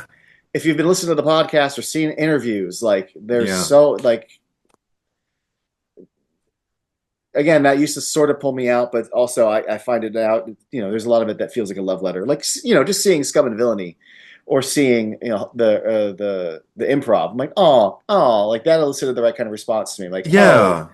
the movie does a big job of, more than any other one, really. Like, if you're already a fan of this shit, we're really kind of pulling you in. This is Hmm. kind of like a group hug. You know, even Yeah. if you've never been to the improv, you've probably listened to podcasts recorded there. You Yeah. know, um, Also, I mean, it's interesting. Maybe one of the, I mean, I didn't listen to, I didn't do all the, coverage before I went into my initial screening as you did. So every shock was a shock when I was watching it. But I do, I'm not unfamiliar with that feeling, but I think I just came to expect it that because I mean, Kevin Smith withholds nothing. He even made a joke about like, not saying, no spoilers because I was trying to remember, he has spoiled so many things for me that I, thank God, have completely forgotten. So I don't even remember what the spoilers are anymore. But um, I just remember going to see Clerks 2 and seeing Randall's bit about the Lord of the Rings movies and about how they're all about walking. And I was very familiar with The Evening with Kevin Smith's before then, and I had seen mhm. Kevin Smith do that bit on his own. That was might have been my first taste of something like that, where I went into Yeah, something knowing something, seeing it, and going like, "Oh, I saw you do that. Oh, okay, you put it in the movie. All right, it's good. I like it." And it's short, it doesn't take forever. So cool. It works, and it works coming out of Randall's mouth in that particular instance. But I think with that, so I don't know. I think something about that just kind of told me like, if I expose myself to any more of Kevin Smith's podcasts or interviews or anything he's talking in any of his platforms, basically, mhm. um, yeah, I'm probably going to see something of it eventually a little bit later in one of his movies if he's so inclined to just, put it in. So I don't know, maybe that's part of like why I was just kind of like, oh yeah, that thing. If I see something that I get. But more of it just feels like, again, you're right, it's a group hug. More of it just kind of feels like, um, oh, I get that reference. I don't really get that one. But oh, I get that one. I don't know. You know, It's it's just I feel like maybe to a slight outside observer, or maybe not to a diehard, if you want it to be more of a traditional movie, it is more of a like hitting play on some of the things, instead of writing like a joke. right. And I think maybe that might be a little off-putting to some, but I feel like, and this is a case of like, no, but that movie, not to be like this movie isn't made for you, but it really is made for people who know this shit. It's Yeah, it's supposed to be an invitation hug for those who know. Um, 100%. and I think it succeeds at that. It's a little not exclusionary, but like it can be. If Exclusive. if yeah Exclusive. yeah, but I enjoy the warm embrace of like, we're just gonna give you some of this shit again because it's been 20 years and look, we're all older now. Hug. The Yeah. movie's a hug. Um, Yeah. And and just the stable of actors that he's acquired since then, like well, seeing Adam and Brody and Justin Long and just yeah, people like well, that. and not just a stable, but like, so he almost died, so he got to call in favors for this one. Yeah. That fucking curtain call credit, Yeah. just like, my God, the sheer Insane. volume of just like Yeah. Rosario Dawson, Shannon Elizabeth, fucking James Hmm. Vanderbeek, fucking Matt Damon, fucking Ben Affleck, just going, Chris Hemsworth, Yep. going, Yep. going, insane. Val Kilmer, Melissa Benoist, and Tommy Chong all shared a soundstage Yeah. together. Like- Maybe not at the same time, but in the universe. Because I think Chong was shot separately. Oh, was he? Okay. Well, Yeah. whatever. It But works. yeah. The It magic of felt editing, though. Yeah. I didn't sit there watching it going kind of like, oh, they probably called them. I was just kind of like, oh my God, like, so success. Yeah. It's not one of those cases where you're just kind of like, Robert De Niro and Al Pacino were actually never, seated at the same table together or anything like that. Yeah. And it's not even trickery. Like I think was it Fast 8 where like Vin Diesel and The Rock just fucking would not be on set together. Right. And I think it's like when it's over the shoulder, it's either compositing or a double, but like they're meant to Right. look like they're in frame, but they're not. Yeah. But Sometimes you can feel it, and I didn't feel it with this one. With this one, it was just kind of like, hey. but something about I mean, even if you didn't add Kevin Smith as a character to this movie, Yeah. more so than Strike Back. I mean, I kept writing it down, like every time, like Loki. It's not just the fact that Loki is a cameo. No. Okay, like Loki refers to Dogma. Yeah. Loki, the character, refers to Dogma, the movie. Yeah. You know what I mean? So, Yeah. And he didn't go to hell. well, first of all, I mean that whole scene is fun. Well, first of all, it's just one long, protracted setup just to get to the Bourne Identity joke. Yeah. And it's funny because I remember in the theater, the second he's like, "Well, I had amnesia and I was in the whatever ocean," half of the people already started laughing. Yes. Before, like they're already ahead of it. Like we got. But this movie in itself, Loki talks about Dogma. There's references to Jersey Girl. There's references to Clerks. The Queef who directed Tuscan Cop Out. Fuck, I forgot his name. I forgot his character name. But fuck, I feel really bad. But the dude who played, he played. I think they just called him Brainy, but Brainiac. I forget which number Brainiac he is from Supergirl. But he's like this French Canadian fan. Okay. But when she's like wants to cook him his business, like, oh, she must have paid to see Yoga Hosers. I'm like, okay, so we're dunking on Yoga Hosers in here, like, yeah, constant reference to his movies. I love when in the universe of this, Kevin Smith just killed on this panel. He's directing a big Hollywood action movie. He comes backstage. He's like, we're back. Fuck Cop Out. Yeah, right. Even something as like kind of soft, a little less in your face is seeing Schwalbach, his wife on camera on screen, and she's still got like little pigtails, and I'm just kind of like, oh, like in Strike Back. Oh yeah, I didn't even think about that. Yeah, because I had I have a different, because okay, here's one of the things that I think I might have mentioned this ahead of this in a different, when we talk about Strike Back maybe, but okay, the fact that, or I think we talked about in Yoga Hoses, but the fact that this is the movie, this is the giant technique. Oh yeah, I used to think that this is the movie that like Madam Web brings all of the universes together. Not Madam Web the movie. Madam Web, the comic character. Right. Not the movie. Because Justin Long is in this, and he's from Zack and Miri, which retroactively makes Zack and Miri a Askewniverse movie. But also, the big one for me is that, because they refer to Tusk and Yoga Hosers as movies in this. But the fact that Jen Schwalbach Smith is playing Mrs. Mackenzie. Right. I'm like, Miss Mackenzie from fucking Yoga Hosers, which means that Tusk and Yoga Hosers are now retroactively all part of the Askewniverse. That was because you know how much I fuck with Yoga Hosers. Yeah. But then last time we talked, I realized that Chuli's gum is in Yoga Hosers, so that already was retroactively. But I didn't realize that until recently. But yeah, the fact that so having Mrs. Mackenzie and And again, it's a very meta joke that like, oh, she's married to Kevin Smith. The joke is she fucks him. Yeah, 100%. She's all about it. Yeah, yeah. But you know what? In the theater, it's like, hey, you want to grab some lunch? She's like, no, thanks. I already ate some vegan. There you go. Oh, that's so good. And then because that's where they see that Justice is like an anchor now. Yes. Again, it's Strike Back reboot. Like we're in a movies, we look at TV. Yeah. And instead of looking out the window, Yeah, I love that Kate McCucci has to keep going move to or whatever. Move to. There's a lot that I love. I love the because this is a thing, and in fact, I know more than one woman who has had to when a guy is being too aggressive or flirty or Oh, potential. oh yeah, Oh, you fucking whip it out then. yeah, And I yeah. love And you're like, fucking whip it out. Go on. Her energy is so she's so great. I love she's Kate so good. McCucci and But everything. same.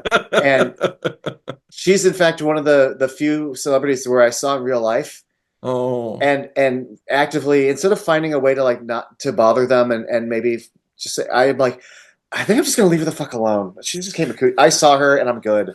Let's yeah, just leave her the fuck alone. yeah. And I very rarely do that. I'm usually like, "Hi, I'm a big fan. Can I get a photo?" You know. No, I would just Uh, probably be tempted to like yeah, pass by her and just go like, "You are awesome, Kate McCucci," just so she knows that I know who she yeah. is I, and I that I think literally she's awesome. I saw her, and then as I was walking my car, she was walking her car, and then she was parked right next to me, and I'm like, "This is." I'm starting my car, and I'm gonna back up first. Okay, Yeah, yeah, yeah, yeah, yeah, it was great. yeah. But no, Oh my but one of my little gosh. things too is the fact that when Jay's having his little fantasy and he's like humping, they do this one. They cut to this one shot of her like, oh yeah, Yes. Well, that's another thing that I loved watching because I mean, we've kind of played with Jay's sexuality over the years as well. I Mm, remember it was in Strike Back where he's showing them how he's the clit commander and he starts doing this. And he's mm. like, "Oh wait, no." And then he starts miming Or we can go like back to Dogma. Like cunnilingus. Yeah. you masturbate more than anyone else on the planet. Well, tell me Yeah, something yeah, I yeah. don't know. When you do it, you're thinking about guys. Dude, not all the time. Yeah. But I love that like he sees justice and is immediately like possessed with a need to To bend get over pegged. and to, yeah, and to suck his own thumb in a very phallic kind of way and also regressive, like both. It could be both. I don't know. It doesn't make much sense to me. But yeah, he wants to get pegged by her, and I'm just kind of like, all right. Yeah.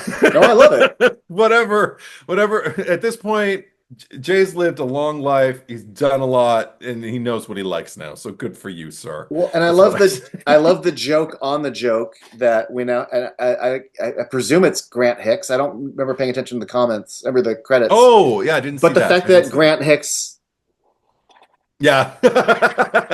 and I can't remember if it's in the movie proper or in the credits. Doesn't Jay kind of reach out to like? That might be the credits. I don't know. I don't know. But I I don't feel like he remember. But tries to pull yeah. him in for a little Try to bit. say, yeah. He's spreading his cheeks like he's literally when he's bent over the counter. He's literally spreading his cheeks. I'm like, Jay, wow. Yeah, Oh my I love God. that evolution for him from a guy who's like in Clerks One like literally like gay bashing. Yeah. Well, maybe not gay bashing, but very homophobia isn't the right word, but just Yeah. like ew, No, just anti-gay rhetoric. anti-gay, yeah. Yeah. Whereas I mean, But to me, even before we get to the movies, yeah. butt fuck fest, um, my actual like aha moment to me Yeah. is when when Brody's like, "You guys still rent DVDs? Haven't you ever heard of Netflix and chill?" And he goes, "No, but we Hulu and humped once." And I'm like, Yeah. "Does the we mean?" No. I'm like, I think Jay and Silent Bob Hulu and humped. Like Oh, I didn't. I thought, well, I okay. mean, I don't 100%, but I I like to thought they were think both in the same room with whoever they were humping, but I didn't think they humped right. each But I other. like to think I like to Maybe, think I don't know. what if it's just like no, we Hulu and humped once. I don't know. Bob is so not into Jay. He rolls his eyes at him too much. I can't see him getting turned on enough to Oh, like you. Hulu and hump with him. No, it's not that. It's like a lot of, oh, Jesus Christ. But Oh, but no, it's funny because you know who but in those maybe it's maybe, moments. but no, it could still be like, oh, you're hot, but you're so fucking stupid. Like, I mean, I don't really read that, but that's interesting. I'll have to watch it again through that lens and go like, I'll have to watch the entire Askewniverse and just gonna sit well, there and go like, I maybe mean, there, maybe he did there. say Hulu and Hump. Like he said, he made it sound like once. Although later in the movie he calls like Hulu and Hump Day or something. Yeah, Oh yeah, yeah, because yeah, they're in yeah, the yeah. road and they're Yeah. past us. This isn't Hulu and Hump Day. We So can't like, we can't decipher. We just can't. But it's too nebulous. you know I'm who just saying it's not out of the realm of possibility to me. you know who I think about all the time? when I watch these movies, and anytime Jay is like overtly sexual and particularly like leaning into gay and everything like that, I always think about that guy at the evening with Kevin Smith who asks if Jay is single, and he's just gonna like, in that he's not, connected to any one person. You like Jay, man? He just goes, and I'm like, I think about that kid all the time. I'm like, I hope he still has his crush because Jay's only gotten hotter, and I hope And oh, I hope you're this is a into reward. Jay, into Yeah, Jay. I yeah, love that. yeah. And I don't remember what he says, but something like, just give me a chance or something like that in response. Or like, I hope to be something really cute and sweet. But it was a sweet crush, and I think about that kid a lot. He's our age now, so I'm just kind of Oh like, yeah. dude, I hope you're doing well, and I hope that you realize this is a gift for you, really, whether Kevin Smith knows it or not. Here, take the gift. Don't look the gift horse in the mouth. The naked J of it all, and the gay J. Enjoy. But Can I? Do you yes, go have? for it. I just want to go back to some random little things that I liked, just sprinkled in. I kind of almost wish it wasn't. First of all, it's an interesting choice to not do outtakes, but put your deleted scenes in the credits. Yeah. So they're deleted, but they're in the movie, but they're not part of the Hmm. movie. But they're still. It's fascinating. It's a Yeah. fascinating place to put them as opposed to just on the bonus features. Um, but It's easier to do with a comedy. yes, one of the things that made me go. And I want to say I wish it was in, but I'm like, but also kind of was in. But the fact that Brody says my daughter Banner texted me, and I went, Brody Bruce, you named your daughter Banner Bruce, which means when they read her name in school, it's going to read Bruce Banner. Bruce Banner. You son of a bitch! Like, oh my god! And ever since then, I've if there's any one single thing that I've like, because I got to the point where you've been at for a few years, where like I really don't allow myself to get excited for movies anymore. I just go. Yeah. I don't go in with any kind of excited expectation. I just let the thing happen, and if it's awesome, Mhm. great. If it's not awesome, whatever. But like, I don't get hyped for anything anymore. Maybe when Yeah. I see a new Star Wars trailer, we'll see if I get hyped for that. But like Yeah. anything, I'm very zen about it all. Um, Yeah. but so I like for whatever the next, because now it sounds like fucking Jay and Silent Bob's Star Wars is either not happening entirely or is been put on pause to the degree it probably won't happen. So like I don't have the next Askewniverse movie solidified enough to anticipate it. Mm. But we were supposed to get fucking Star Wars filming this year, and the fucking tariffs, we're not getting it anymore, and that's oh. But Whole can of worms. a whole can of worms. We were set to film this year, and now not we, but they. Yes. Although speaking of we and they, I am wearing an actual crew shirt from this movie. Hey! They were selling a leftover stock online, so Oh, that's I have. fun. Yeah, I'm like I'm not on the crew, but I have the shirt. You're such a nerd. No, but anyway, if there's any one single thing that like I would look forward to in the future, Mm. Banner Bruce. Who are you casting? What is she like? What's that relationship with the dad like? Like, I need that character. Like, I don't. need. What's Brody like as a dad? Like in the Ah! morning. Oh Does he my come God. down? Does he come down in like the same kind of robe? At like the beginning of Mallrats with a bowl of cereal. Like, hey, Does Oh, she man. like? Does she like all this bullshit? Does she not like all this bullshit? All the Marvel stuff. You're Is, making is me she a chip sad off? though. Yeah, because that was the thing is I presume, but the fact that Renee was supposed to be in Mallrats 2, Yeah. I have to wonder, was Banner going to be in Mallrats 2? That's what immediately where my mind went. I was just Yeah, like, because oh, now we can't. that's a character I desperately want to see someday. I mean, just to see somebody also an additional person, Miss Renee now, that's Yeah, what's making me sad. yeah, because I know for a while he was saying that like her dying kind of deflated the interest in the Yeah. movie, but then he also realized no, but there's a way this movie just continues without her, Yeah. if they can get the right funding and stuff. But Yeah. yeah, the fact that she texts him and she calls him Sega Boy, I'm like, that's cute that your mom told you your dad's like college age nickname and all that. Mhm. But that immediately makes me wonder: is that sarcastic Sega Boy because we like the same shit, or is that Sega Boy because you fucking dork. My dad's a giant dork, and I hate him. You know, like Both. I can't wait to find out. Well, I just want to know. But even within that one short, tiny little clip, Yeah. you first his daughter Banner. She calls him Sega Boy and says "Rage of Emotions," and I'm like, wow, we're like this movie had even like just the phrase of Rage of Emotions is a callback to Hmm. Mallrats and Stan Lee sequence. Like Yeah. that whole even that the scene in the movie and proper, not just in the credits. You know, I love that he's got that like Stan Lee tribute, and that's not just for us Hmm. and how important Stan Lee matters to us as Kevin Smith fans, or Stan Lee matters to us as fans of Marvel shit, but Hmm. also the fact that like from Brody's point of view, like that's a turning point in his life. Yeah. That He was the not only person who could have talked to him like that. We don't have Banner if he doesn't have that. So like, of course you have a shrine to him in your story. Of Of course you do. course. It's Well, great. yeah. Yeah. All the reasons. All the Yeah. reasons. So Um, it makes me go aw for like four different reasons.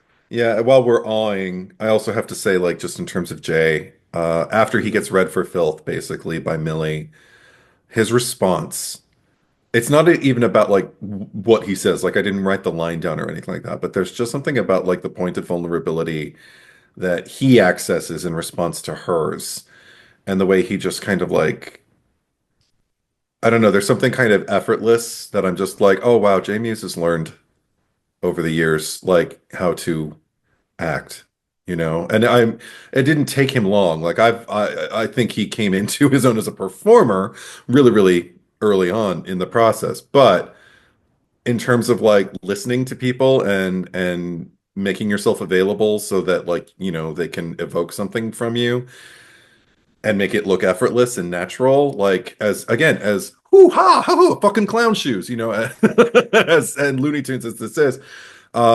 There's something about that, and then also when he finally gives Millie the Snoogans blunt, there's just like this something drops, and it's like all of a sudden the nerves are exposed, and I just sit there kind of like going, oh, you know, like I can't get past just a noise. I don't because I feel like the more I talk about it, the more it'll kind of like cheapen it and make it something pretentious. But it's just something very, very solid for me that I don't think anybody could deny if you know they can feel whatever way they feel about the movie, but if they were just to kind of like watch these isolated moments and see what he's capable of and what they're capable of reaching together, um, I don't know. I don't see how anybody could remain stuck up about that. You know, cut Sure. off, disconnected from it. That's what I'm trying to say. Yeah, that's the thing that surprisingly works a lot for me in this Hmm. movie because I mean Hmm. even within the development, the the development of the movie was that it was just like a straight remake reboot of Strike Back Yeah. originally, and Yeah. it was just you know the girls in the van and going to movies and going to a comic convention and blah, Yeah. blah, blah, blah. But there was a whole other pass later when it became about like the whole fatherhood and Jay angle was I don't want to say added to it like late in the game, but like he's like there was a script that all it was just reboot. All it was like can I make the same fucking movie again? But then it stops being just a reboot, Yeah. and that's the version we get. And again, everything was always born of something for the most part. Clerks, Chasing Amy, not Clerks 2, but Clerks 3, like they really pull from major things. And the major thing for Kevin was like watching Jay become a father. Hmm. And Yeah. now, so, but yeah, so to add that element to it, um, there's earlier when they're in the van where Jay's processing everything that Millie's saying about all four of those girls, but especially her not having a father. Hmm. Just that internal like, oh, I knew your dad. You know, he's a real piece of shit. I'm like, there's some real like playing it for you, what you're really thinking, what you're conveying to her. Like, I mean, there's some real nuance and heartbreak into that line delivery. But when Yeah. we get to the actual convention and they're gonna split ways, Yeah. like, here's the thing that works for me. Here's how good it is. The dialogue about giving her the last joint Hmm. already starts making me feel all the feelings and get there. So by the time they hug, and then they hold on that hug. Yeah. I'm like, we're so good. We got the scene already. We got the scene. But then like they pull back from the hug and and then they really like he says like he gives the speech. I'm not complaining. I'm just saying the scene is already so good. I don't even need the speech No, I don't either. because I already got it all. Like Me you too. got me there, Kev. As Kev Hmm. would say, I already came, and now you're still going like, like Yeah. you turned out to be a really great kid, and then I'm like, oh yeah, yeah, no, Yeah. and you're playing it very well, but they Yeah, were yeah, yeah, both playing yeah. it so well the before the you're a great fucking kid Yeah. We dialogue. we It's we great, got it. We got it. But again, but for an overstuffed yeah, movie. yeah, no, no, I like it. I like it. I'm just Yeah. saying everyone involved is so they stuck the landing before we even got to the landing to stick. Yeah. But one of my favorite, and it's almost like a fist pump moment for me because it's the way the movie starts as a reboot and becomes something else. They Yeah. literally like I know we came here to get our names back, but I got a new fucking name and it's fucking Dad. I'm like, yeah, I'll go get your fucking like. I'm like, let's fucking Yeah. go like. And then like let's get Yeah. like I'm so on board. He asks Holden and Holden gives him the badges like, and the fact that like he's having a breakthrough. I love that Silent Bob's like, hold on. Like, come on, Yes. you're getting there. I'm watching you become smarter. We're gonna Hulu and Yeah. hump because I like where you're going. Like, but oh, yes, no, go you on. go ahead. You go. The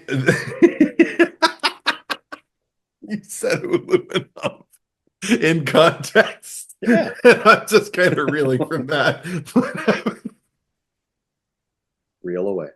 One thing that I feel like, just to use your analogy about like I've come and you're still going like this. I had the reverse with another moment, which was I felt like, God, you pulled out right Mm. pulled me out right when I was about to come. And I understand again, maybe the nature of it, again, the logic of it, like makes sense because if you were going to show a clip at a Comic-Con like atmosphere, you might cut off before the come shot because you want people to pay their money and go like get all amped up and go see Yeah. what's the thing. The thing for me with that was when they were showing the clip of Blunt Man v. Chronic and we're getting to the with Cockknocker. All I wanted to do was see who's playing Cockknocker. Yeah, he I got understand the that, best for that for me for that one. especially because since it's a reboot, you're like, well, who are they casting as the Yeah, we reboot? got Yeah. Benoist, Kilmer, Chung. Make my head explode And I know it's so loosey goosey like that. I know at one point because they were doing that thing where like, hey, we're in New Orleans. If you're available, come play. We'll find a scene for sure, you. sure. There was someone else who had a cameo in the movie. I forget who. Maybe it was Val Kilmer, but there was someone. They're like, so and so's available. Like maybe they could be Cockknocker. Like they were always like. I guess there was like a who would be Oh, because either way, you're still gonna have the Cockknocker troopers coming in. sure. To me, that satisfied the itch. Was like we don't see him, but we see a bunch of them in the crowd. No, So visually, I still saw a giant fist, not for but me. no, we don't get that gratuitous cameo, and Yeah, I often wonder who could have been that. yeah. I mean, I'm not a big fan of Austin Powers Goldmember, but I always remember that opening sequence where Tom Cruise, who I am Yeah, not a huge fan but it's of, yeah, baby, the yeah, yeah, reveal. I'm like, yeah. oh my God, it's worth its weight in gold. Again, Gwyneth Paltrow. I'm kind of Kevin 50-50. Spacey, Yeah, yeah, and Kevin Spacey now. Then I but was Danny like, oh, DeVito, but Danny Danny DeVito going like, DeVito. "It's me, I'm eating you, asshole."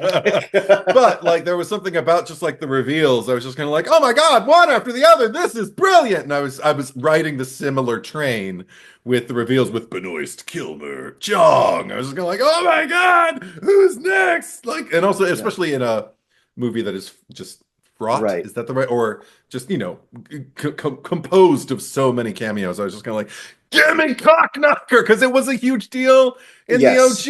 OG. Now, granted, it's going to be hard to beat Mark Hamill, but blow my mind. You Well, yeah, know? because there's a few. Well, one, it's got to. Yeah, I was thinking like, well, what if someone else? And this isn't like a slight to any. In fact, I won't name names, but like there are other people that are in the movie that I'm like, yeah, you can put them in there, but they Mhm. aren't like Mark Hamill. Like it needs to be like I fucking mean, stuff. Like I know someone who never would have done it, who I would have loved if he did. Harrison Ford. Harrison Ford. Yeah, yeah, yeah. that head explosion that Right. people would have stood. Especially You after all know? the years of Ralph Garman being like, "No, no, no, no, Yeah, right. But I mean, no." Well, that's he does a really good impression. I Uh, know it's been too long since I've heard an episode of Hollywood Babylon. I miss it. yeah, yeah. Well, it's sometimes like once a month, if that. Yeah, sometimes. Um, Yeah. but that's the thing where the movie deviates a bit from the reboot structure of the first one is, because Hmm. we don't get that cameo. I mean, Get and again, Adam. it Get. doesn't have to be identical, Yeah. because that was my question to Kevin when we had the Q&A at the Oh, screening, okay. Yeah. was like, the original one ended with a concert at the premiere. Yeah. And I was Yeah. just like, had this movie ended with a musical cameo, like what would it have been? Who would have been Ooh. your more stay in the time for this movie? Yeah. His answer was, I forgot about that. he's like, well, we kind of do. It's like we mention How High, and then later we get Method in Red. Okay. So like, and I get that. That's accurate. It's just that structurally, as far as the concert ending of it goes, like had they done a movie premiere for Batman v, or Batman v Yeah. Chronic, Yeah. they don't do, again. It starts to become a Jay and his daughter movie as well as a reboot. That's true. We That's already true. we already do the convention in lieu of a movie set or a movie Hmm. studio. So like Yeah. it's structurally mostly there. Yeah. We have the inciting thing. We go talk to Brody about it. We try to get on a bus or an airplane. We go to movies. We meet the Yeah. girls. We get to Yeah. we run through the convention center. Like we run into fucking the same security guard. Like, Diedrich Bader. yeah. Yes. Oh, what a So lovely tea party. yeah, classic. I was waiting for him to say it. I was like, just say it, please, just say it. But it's okay. It's in Yeah, here, rent free. but yeah, so yeah, you don't get your gratuitous cock knocker cameo. But the mind always No. wonders who you could have gotten, because I forget. Yeah, because like Val Kilmer Yeah. could have been that but you needed him to talk. And Joel Schumacher. It should have been Joel Schumacher. hey, kids, it's Joel Schumacher. Or just get somebody else from like Star Wars. Get Adam Driver in there. Get Daisy Ridley as Cockknocker. Let's go one more. We got Chronic Ooh, as a girl, and now Cockknocker as oh, a girl. actually, I would like. Oh, that'd be good. I Yeah. was about to say, because I want Billy D. Williams. That'd be dope. See, yeah, there's so many, and also Billy D. Williams because of the structure, because we've got like the Lando, but we've also got like the OG, like Two-Face of it all, Harvey Dent, of Yeah. it all, like the Batman and everything. So Well, interlaced. That would have been perfect. There are so well, many choices they could have made. There are so actually, many. I mean, we could pick anyone, but my brain just went like, oh, well, not like it, cock knockers a pun on like knocking cocks. And I'm like, well, I'm like, who's a guy who's maybe overtly gay who would like knock cocks? And my brain just went to like, ooh, what if like John Waters came out with that giant fucking fist? I Like, that would be that would have amazing. been it. That would have been insane because And there's such localized city independent filmmakers too. Like, yeah, right. that just could have been so great. Because no matter Oh my what the God. line or lines would have been, he would have nailed any delivery. Like, Oh, that's true. Yeah, no, John Waters can yeah. do no wrong. But Because we're not, because the cool thing about Mark Hamill is mhm. because we know in advance we're gonna have a bong saber fight. But Yeah. since they're leaning into the whole Batman v Superman. Ooh. Okay, so if Affleck's in the movie, you get Henry Cavill to come out with a giant fucking fist. That would have been amazing. Or even better, like get Jared Leto with a grill. And everyone goes, "Oh, get everybody pissed off in like at the con." Oh, okay. I'm with you now, because Cockknocker will have like cock tattooed on his forehead Yes. and like a dick on his cheek, Yeah. and he'll Yeah. have like a penis on his hand. And he'll go, ah! Instead of he'll go, Jokers, because Mark Hamill was the Joker and Jared Leto was kind of We the Joker. found it. We Oh found my it. God. Okay, Jared Leto would have been perfect. That's a shame. And then people could have gotten really pissed at the con. That would have been hilarious. Oh my God, that would have been perfect. And Jared Leto would have been in on the joke for Oh once, yeah. knowing, yeah, I know people hate me. Yeah. They can't hit me now. Anyway, but Oh, I'm glad we got there. I'm glad we got there. One Yeah. thing I love also that follows that is not. I didn't feel like maybe you can bring something up if you know because you have much more of a vast and in depth like kind of like expansive references within this universe, but. It was the part because they've always done like duality, like especially in Jan's Silent with the I'm the pie fucker while he's dressed up. You know, they dress up in Uh-huh. their costumes and everything like that. So of course they're at Comic-Con, everybody's dressed like that. But the thing with introducing like Kevin Smith and Silent Bob coexisting in the same world, Mm. I love the mirror bit because the Ah, first thing I thought was a Marx Brothers I reference. was about to say, like when I see that, I think of I Love Lucy Oh, okay, yeah, and and and that Harpo. was even a reference. Yeah, that was a Yeah. reference to a bit I believe Harpo and Groucho did in either Duck Soup or A Night at the Opera. I can't remember which one, but because they went all out. They went even further than Lucy did because they could because they didn't have a studio audience that they had to like worry about so they could stop the camera and get different angles and stuff like that. Like they're full on doing Charlestons with each other and everything. So I'm watching this and I'm just kind of like Harpo and Groucho, but Jay and Silent Bob and Kevin Smith. This is fun, and there's no artistry to it in the sense that like you're watching two people mirror each other, two Right. separate It's not people. separate people. Yeah, it's totally, but again, it works that way for me because for me, they're But two completely different people. but the joke on the fact that like normally you do a wave and a wave, Yeah, that sort of thing. But the fact that they go, yeah, totally his own take. Yeah, so there was like uh, other was there? things to keep So with the was humor. is the question? Is he a Marx Brothers fan? Not even, I mean, I guess everybody is. I mean, is he? But Yeah, I mean, I've never I heard don't any know. references to any Marx Brothers material I in any haven't of his either. other, not that I can think of anyway. I'm trying to I think like, so I mean, Harpo was silent, so That's true. maybe there's that. Maybe there's that. And Groucho can't stop talking, and Kevin Smith can't stop talking, so maybe that I don't I know. mean, if that was a specific intention, great. Yeah, If it was just like I want to do that bit, it's Marx yeah, Brothers bit, and it's classic, you know. with a blowjob mime. Because I mean the movie itself, like tonally, I think a lot of people like again, there's just I know he's a Looney Tunes fan, and I know he's a Yeah, big Rocky and Bullwinkle fan, so I know that there's like a Looney Tunes logic to a lot of the shenanigans in both this and Strike Back of that I think course, comes from there. and Mallrats Um, too, with Jay and Silent Bob and yes, Mallrats. Yeah. but I know that oh, I just lost it. Wasn't Sorry. wasn't the Marx Brothers? No, in Okay. Strike Back, I think people pointed out to him like, "Oh, this is like Pee Wee's Big Adventure." He's like, "Oh, I didn't even think Oh about yeah. that." He's like, "I think he said I was going for a Muppets movie." Mm.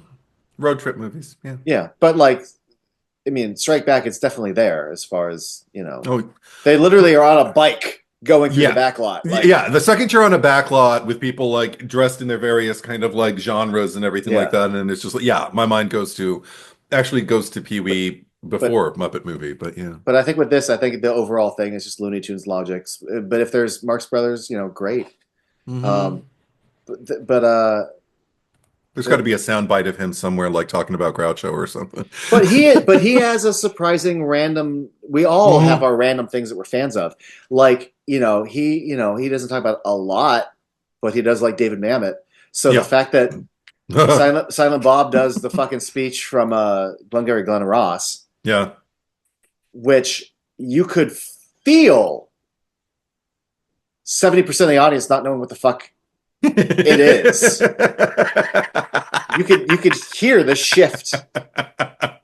The quality of laughter was different. Yeah. But it still hits with "fuck you." People still laugh because of the Yes. delivery. Yeah. Yeah. Call yourself a Klansman, That the son of a bitch. that was another thing. That was the only thing in the movie that actually felt completely random to me at the time. And in retrospect, I mean, like yesterday, I was sitting there, I was just kind of like, now we're at a Klan rally. Why? But I was looking Well, at my notes Well, in just a moment, because I was looking at my notes and I was like, well, there is groundwork laid for it earlier on if you're looking for patterns in the writing with the fact that like the hater tots and about the fact Yes. that they attract white nationalists. And I was just kind of like, oh, okay. So it's not completely out of left field within the framework of the movie, but we got Red State. Yeah. We got all those jokes that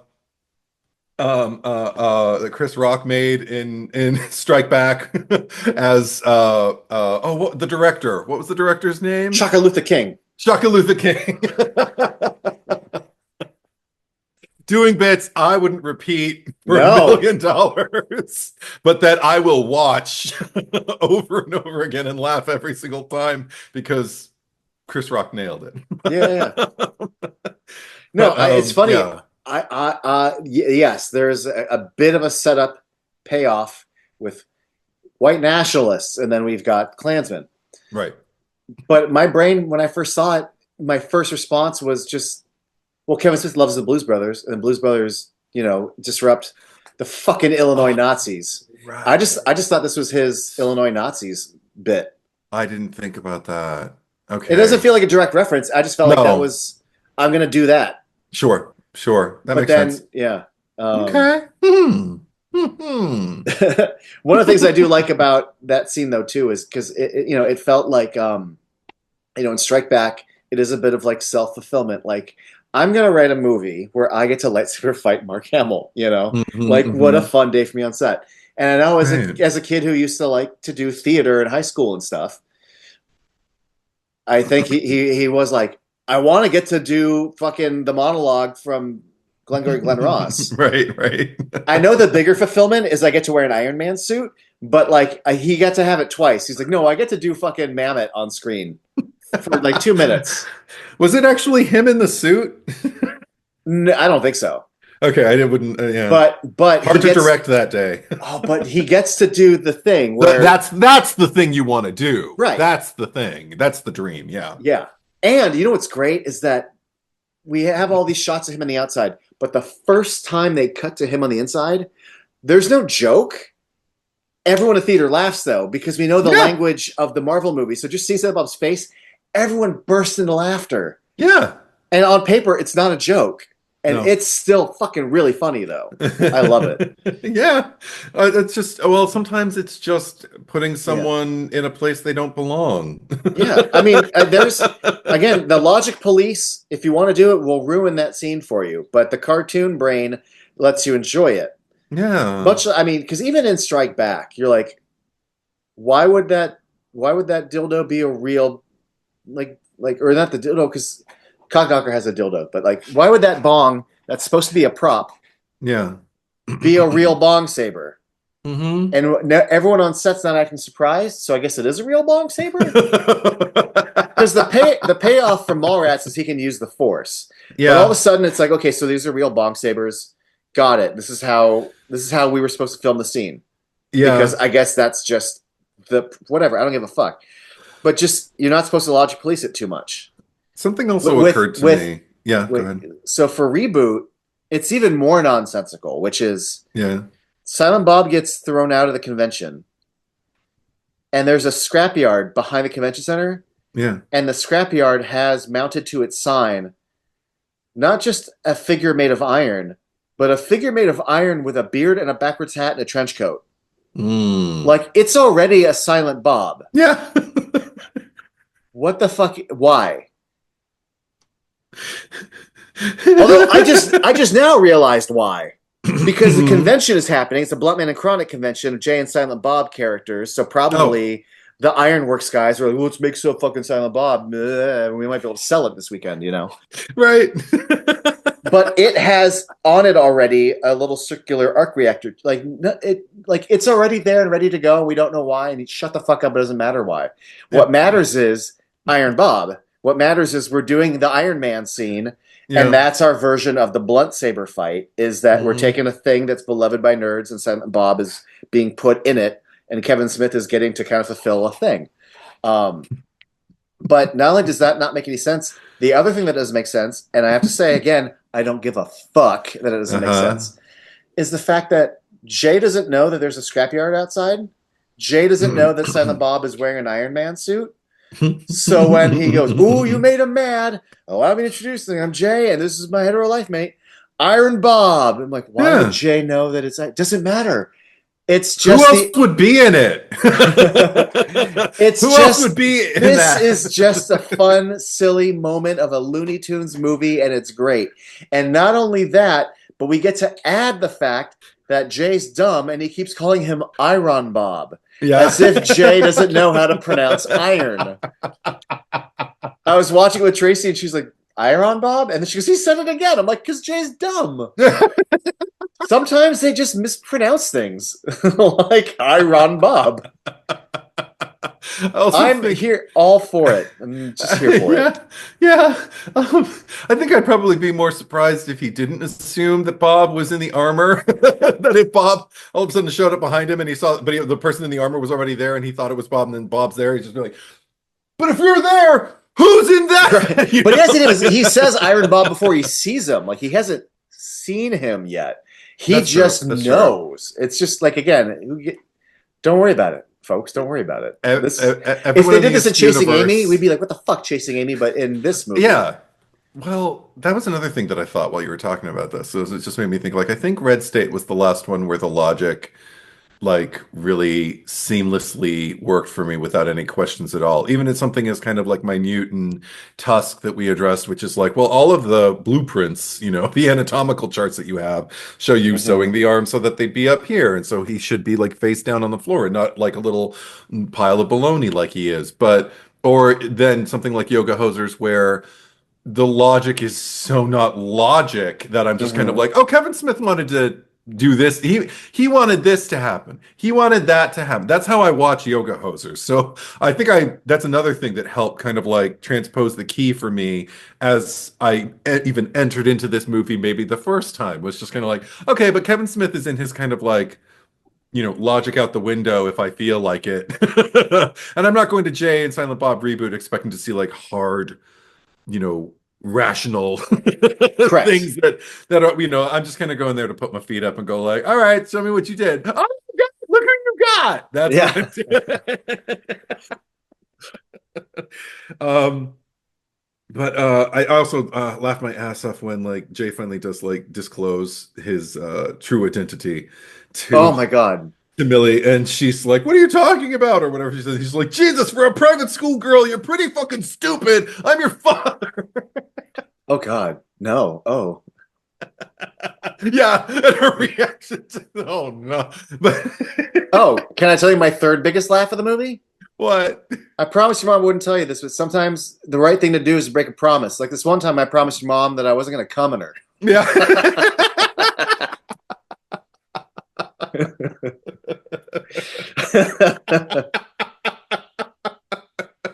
If I held out promise, you wouldn't be here. Yeah. I don't have a lot more to say outside of just like yeah. I certainly do. That you can come on this journey with me. Go for it. Because you touched upon this in the beginning. I need to give it its flowers, and extra because of the fact that this film went into production with no Chasing Amy scene in it, and the fact that Kevin was texting with Ben. I mean, he's covered this story to death. Whether he was nervous about reaching out to Ben or not, he reached out to Ben once Ben was in.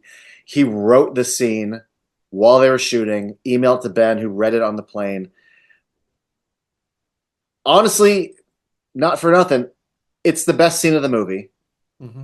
And the fact that he found a window where he's like, oh, like we know Jay has a turning point, but like what if the turning point was like in this scene with Holden talking about fatherhood?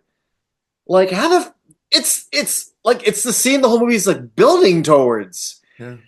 So it's just one of those little random movie miracles that happened. And then speaking of just the scene itself, I just love the second they come into that room. That's one of those meta baggage. Like it brings the baggage of Kevin and Ben haven't talked that much over the years. So the fact that like Holden and Silent Bob see each other, like that hug, them seeing old friends, like Hmm. Now I'm bringing everything from outside in, and I just get the warm fuzzies. Yeah. But seeing Ben slip into Holden again, and then finding out what happened to him and Alyssa, and him like it's a beautiful speech. The way he talks about you have Act One, Act Two, but then you don't get Act Three. You become the stage to prop up someone else. I used to think I was Thomas Wayne. Hmm. Everything about Hmm. it, everything, and still having the laughs of like it's sublime. It's my favorite part of the whole movie. And I know I talked about the shared moment like being kind of like the breaking point for me. I'm wrong though, because I thought I was broken with that. Then Holden has to go and say, so now I spend my days chasing Amy. And I'm like, okay, now you're just gutting me. Right?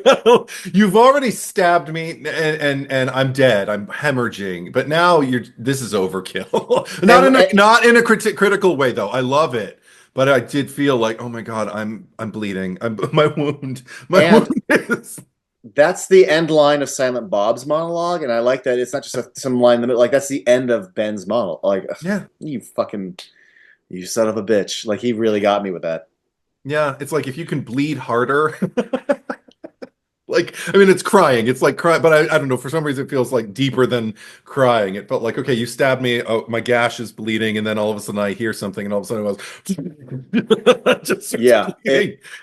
Waterfall, like end of the substance, well, projectile blood all over the crowd. That's me watching that moment. Oh my God. I'm with you on Oh, that. Maybe yeah. not the degree of feelings that you feel, but I definitely. But the thing for me is that since Chasing Amy is my favorite movie of Kevin Smith's, and the fact that movie is so grounded in real human emotions and isn't a Looney Tunes movie, the fact Mhm. that the movie can kind of shift into this, Yeah. that really feels like a sequel to Chasing Amy and doesn't betray it tonally, but still fits into this movie too, as far Mhm. as Jay's growth, and still having the right amount of laughs, the right amount of cut twos, and sort of beats and bits. Yeah. It's kind of a little miracle, and the fact that it gives me such emotional. I don't want to say closure, but it's like a nice epilogue to Chasing Amy that I didn't know I needed. But well, let me put it this way: I'm very satisfied by it. Like seeing Holden in Strike Back, like on his couch, and he's like, "Nights like this, I miss dating a lesbian." I just kind of go like, "Oh, I'm just sad that you guys didn't." I feel like you needed to break up at that time. We talked about this. Like he was young and stupid in his 20s. He had a lot to learn. Yeah. But it's nice that he kind of found himself as a man and kind of managed to at least extend and form a new relationship, a relationship that still has weight and matters, a friendship and a new love between each other. Mhm. I love that that's now the journey that Holden eventually got to. Hmm. To a point where he can redefine what it means to chase Amy. Right. But also just to have Alyssa in his life in that way. That's built out of 100%. respect. That's built out of a different kind of love. Yeah. Um, and so I like the fact that he grew, but also the littlest thing. But I love that I think it's Kevin Smith's sister who plays the girl that she Yeah. started with. I like that they're still She's together. still there. Yeah, I can always use. 100%. He's a Vulcan. Yeah, it's a happy epilogue. Yeah. Yeah, yeah. Time to And release the Kraken. You know. I carry it into the movie when I watch Chasing Amy now. You know, I'm just kind of like I still cry. I actually think I even cry harder because I'm just gonna like when we're young, you know. Yeah, But we're they'll be fucking. all right. But yeah, They're gonna be all right. we fuck everything up, and they're gonna be fine. They don't even know it yet. You know. Oh my God, I'm such a baby. Versus without this, I'm just like a few years from now, you're gonna have this studio loft, and you're just gonna be like sitting there with Scruff saying, "I miss dating a lesbian." Like, Yeah, just go. Bong. yeah. Waiting to get your revenge on Jay and Silent Bob. To tell him it looks Fictional like somebody. characters. Yeah.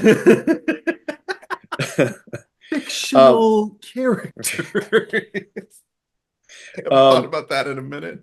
All right, go on. there's so many random like throwaway, like again, not even throwaway, but like you got. I think he's now Shannon Elizabeth's ex-husband, but they were together Mhm. for a long time. Oh But yeah, yeah. Shannon Elizabeth's husband is still working on a Blunt-Handed Chronic movie. Yes, yes. I recognized him. And the fact that he even says like, "No, this is worse than House Party 4," Right? like In a perfect world, could we have gotten Jamie Kennedy to come back too? Like that would have been great. Like, but Oh. those little callbacks are good. Another just a big laugh, and I wonder. I don't know if this lands for people who don't watch Game of Thrones. I know a lot of people do, but also plenty don't. But it's one of those things where you don't need to tell the joke. The second Jay and Valerian is like, "All right, Unsullied, so and so, gather." I mean, our theater was dying. I fucking laughed my ass off at him summoning like the Unsullied. And then Kevin Smith did the thing that he likes to do now, which is, let me explain. He's like, oh my God, did he speak fucking Valerian? I go, yes, Kevin Smith. He spoke Valerian. I didn't need you to tell me he spoke Valerian. But maybe somebody did. But here's the thing. If you don't watch Game of Thrones, do you even know what Valerian is? Like, that's the thing, is you're explaining it to someone who can't be explained to. My whole thing is more just like, I think it's, and here, again, this is why I'm saying I don't hold against it. I'm deflating my own initial argument, which is, no, he's not explaining the joke. He is joining us, the audience, who are going, oh my God, you put fucking Valerian in it. Like, he is the voice of we together are hugging, going, fucking Jay spoke Valerian. Like, he's opening the arms and letting us in. It's fine. I like it. I like it a lot. But it's such a great laugh. Yes. At least for me. Is fucking awesome. And I do also find it interesting because one of the little, I remember I had a friend who was like, oh, I liked it, but they're like, the whole she was a Russian thing really just came out of fucking like, the movie didn't plant any seeds. And I go, yeah, it's fine. It just, I mean, it's a byproduct of the fact that I think the version of Mallrats 2 that was Mallrats Die Hard in a mall was that they were having a convention in the mall. And the convention is ultimately taken over by Russian terrorists. So he kept that and put that into the Chronicon. Oh, I see. But instead of a whole movie where you have Russian terrorists taking over a mall, it's just the end. But I actually kind of liked it. I mean, first of all, I didn't bump into it the way a friend of mine did. But I also like it because it's just another layer of nerddom in that in the first movie, the jewel thieves are wearing bodysuits. And in this movie, she takes off her wig. I'm like, oh, well, like you're Black Widow. You are a Russian spy in a black cat suit. Like, this is just nerdy bullshit. Yeah. Like, I'm fine with this. Is great. It felt of its time just because of, there was a whole, like, no collusion. Like, we're very much, Kevin Smith isn't making a political statement, but he is making a statement in reference to the times we were living in. I don't know. I just like seeing this girl on stage speaking in very heavy accents. I was going to say, Jersey Girl, and I'm like, I'm having fun. So am I, because typically when you're going to cast like a Russian spy girl, you're not going to cast a girl who is perceivedly Asian. Yeah. So watching her speak with this really thick Russian accent, I'm just going to like, where am I? Yeah. I just kind of think, all right, that's fun. Sure. Good for her. She's selling it. She's so selling it. And especially because we're doing a comedy where, like, if I'm to understand this correctly, her plan, her agenda was, as a Russian spy, was always to kill actual Kevin Smith live for the whole world to see. I killed director of Jersey Girl. Like, that isn't even just some weird happenstance. Like, that was her. Okay, cool. Yeah, why not? Yeah, why not indeed. And I know I've bumped into plenty of people. I let it go.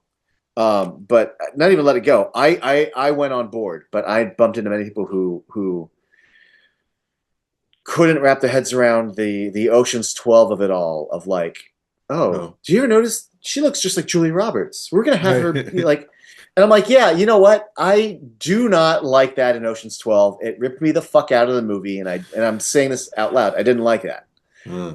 But I'm like, but the Jay and Silent Bob either Strike Back or Reboot title gives you license for all sorts of cartoony logic. I do not think they get away with it in Ocean's 12. I 100% think they get away with it in Reboot. I think this is the kind of movie where you can be like, hold on. Yeah. Yeah, 100%. 100%. I like that the movie went there, and me too. And also, it actually, if anything, it gives you a not a payoff, but the fact that this Mhm. is the first movie where they actually refer to Kevin Smith Mhm. as a person who directs movies. Yeah. So if you have him like, yeah, do that. We're actually you're kind of paying off that idea, Yeah. I agree. please. Yeah. Also, I mean, it's funny because there's always been something of the sitcom like kind of baked into his comedic tendencies. It's not like broadly like, well, he makes movies the way people make sitcoms, but it comes out. I mean, I'm just thinking about like one moment where it was in his series that was animated, but it was not a sitcom, but he used a Mm, sitcom trope in it when Dante and Randall did the thing where they just, it was a flashback where they split the room down the middle and painted a white yeah, line. And I was just kind of like, that kind of thing. I'm never surprised when I see something in that vein coming from Kevin Smith. Something totally. seems like it could have been on an episode of Happy Days or Laverne and Shirley or something like that. But yeah. So I mean, so again, like that feels very sitcom-y also. Like maybe the not a James Burrows sitcom, maybe a kitschier 1960s like identical cousins, and you'll find, Yeah, and yeah, I buy into it. Like 60s was the era of camp TV, and that's a camp TV moment if ever I saw one. And I'll take absolutely. it. And I just think this particular brand of the Askewniverse gives you that license Yeah, 100%. in a way that other movies don't, and that sort of thing does not work in other movies because Hmm. that to me fucking derailed Ocean's 12. Um, that's just me.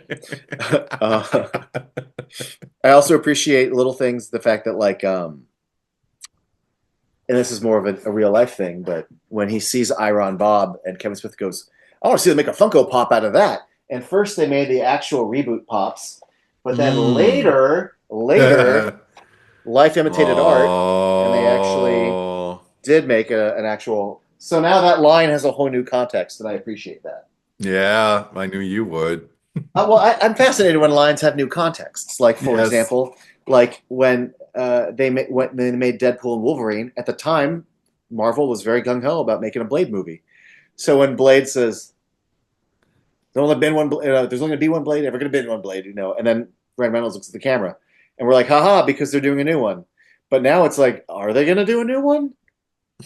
Now that joke lands in a whole different way, and I just like the fact that that joke actually now has a meta context. Oh, Um, good. Yeah, but what a fun time! All the so many like I don't know like it's like the callbacks that work. Fuck, did they work? I Mhm. was so happy when you see Iron Bob, and then Kevin Smith goes, "I think Marvel going to sue somebody," and I'm like, Yes. "This is what I come to a movie called Jay and Silent Bob Reboot to do," Uh-huh. So I and know they George Lucas is going to sue somebody. yeah. Yes. So they did it. They did it, and good for them. And it has. And I remembered the other throwaway line that I forgot. It's not even throwaways are not the right word, but when the jokes are here, and then this is like the sub joke Mhm. that's just sort of wedged in, and it lands just as big as the big ones. But like Brody's explaining the difference between remakes and reboots, Mhm. I thought that was a sequel. He's like, Hollywood doesn't make sequels anymore. They don't even make squeakquels, yo. Mhm. Mhm. Yeah. And that little nod, sublime. Yeah. I shouldn't have laughed as hard as I did at that. There were so many that I like literally could not write them all down because I'd stopped watching the movie. Like Sure. that was the thing. But it and again, like just it seems like the aim of the movie is just for me to sit there and just kind of And like, it succeeds. yeah, it Um, does. I do. I will end with this because it is. I misspoke. I told you my three things made me laugh the hardest, but this made me laugh Yeah. the hardest. Oh. And it's something I didn't need the movie to do this. And it's my favorite thing about it's so Eddie. It's so little, but it was everything to me. Uh-oh. Jay's explaining to Millie. Also, by the way, his little thing he says to Silent Bob at the end, and Silent Bob gets all verklempt. Beautiful, Yeah. fucking Yeah. beautiful. Yeah. He starts explaining to Millie the things they do. The camera pulls out, the camera pulls out, pulls up, pulls up. Dante pulls in, goes up, Mhm. tries to open the lock, goes like this. Credits, and I'm like, fucking great, Yes. great beat to end on. I am satisfied. Yeah. So satisfied. Then. Then at the end of the credits, he goes, "Hey, want to know something? For the last 25 years, you've been coming over here, jamming, coming a lot. My fucking like Doctor Strange, my soul left my body. I laughed so hard and I came and like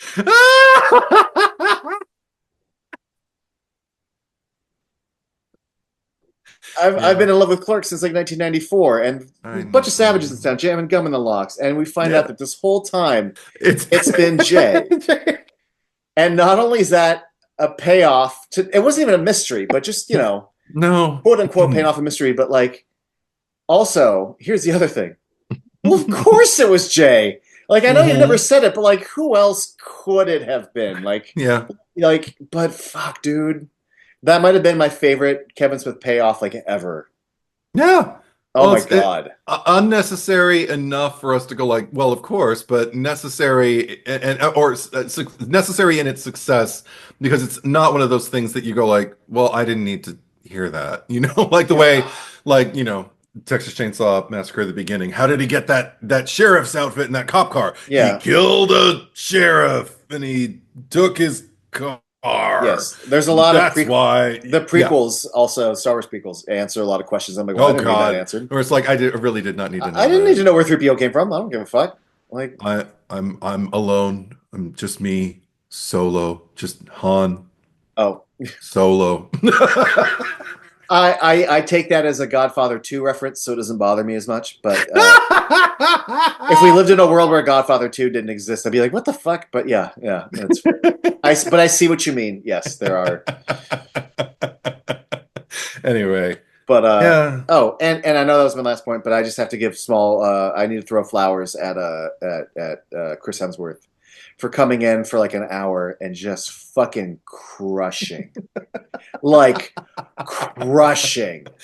And I Yeah. love when he's like, I don't want to see you like thrusting at me and saying you fuck me till I'm Thor. And I just love they fucked it that like Millie is just like fucking, Mm-hmm. and the way her and Jihad like clutch when they see it, like that whole scene. Yes. And again, it's in the deleted scenes in the credits. But the fact that again we constantly are referring to the fact that this is also a movie, Yeah. not just that Kevin Smith exists. The fact that Chris Hemsworth is like, I would never be in this fucking movie. Yeah, right. Also, I mean, I gotta give it to him for self-awareness. Something that I think some celebrities just know exactly what we think when we see them, and Mhm. Chris Hemsworth is one of them. Yeah.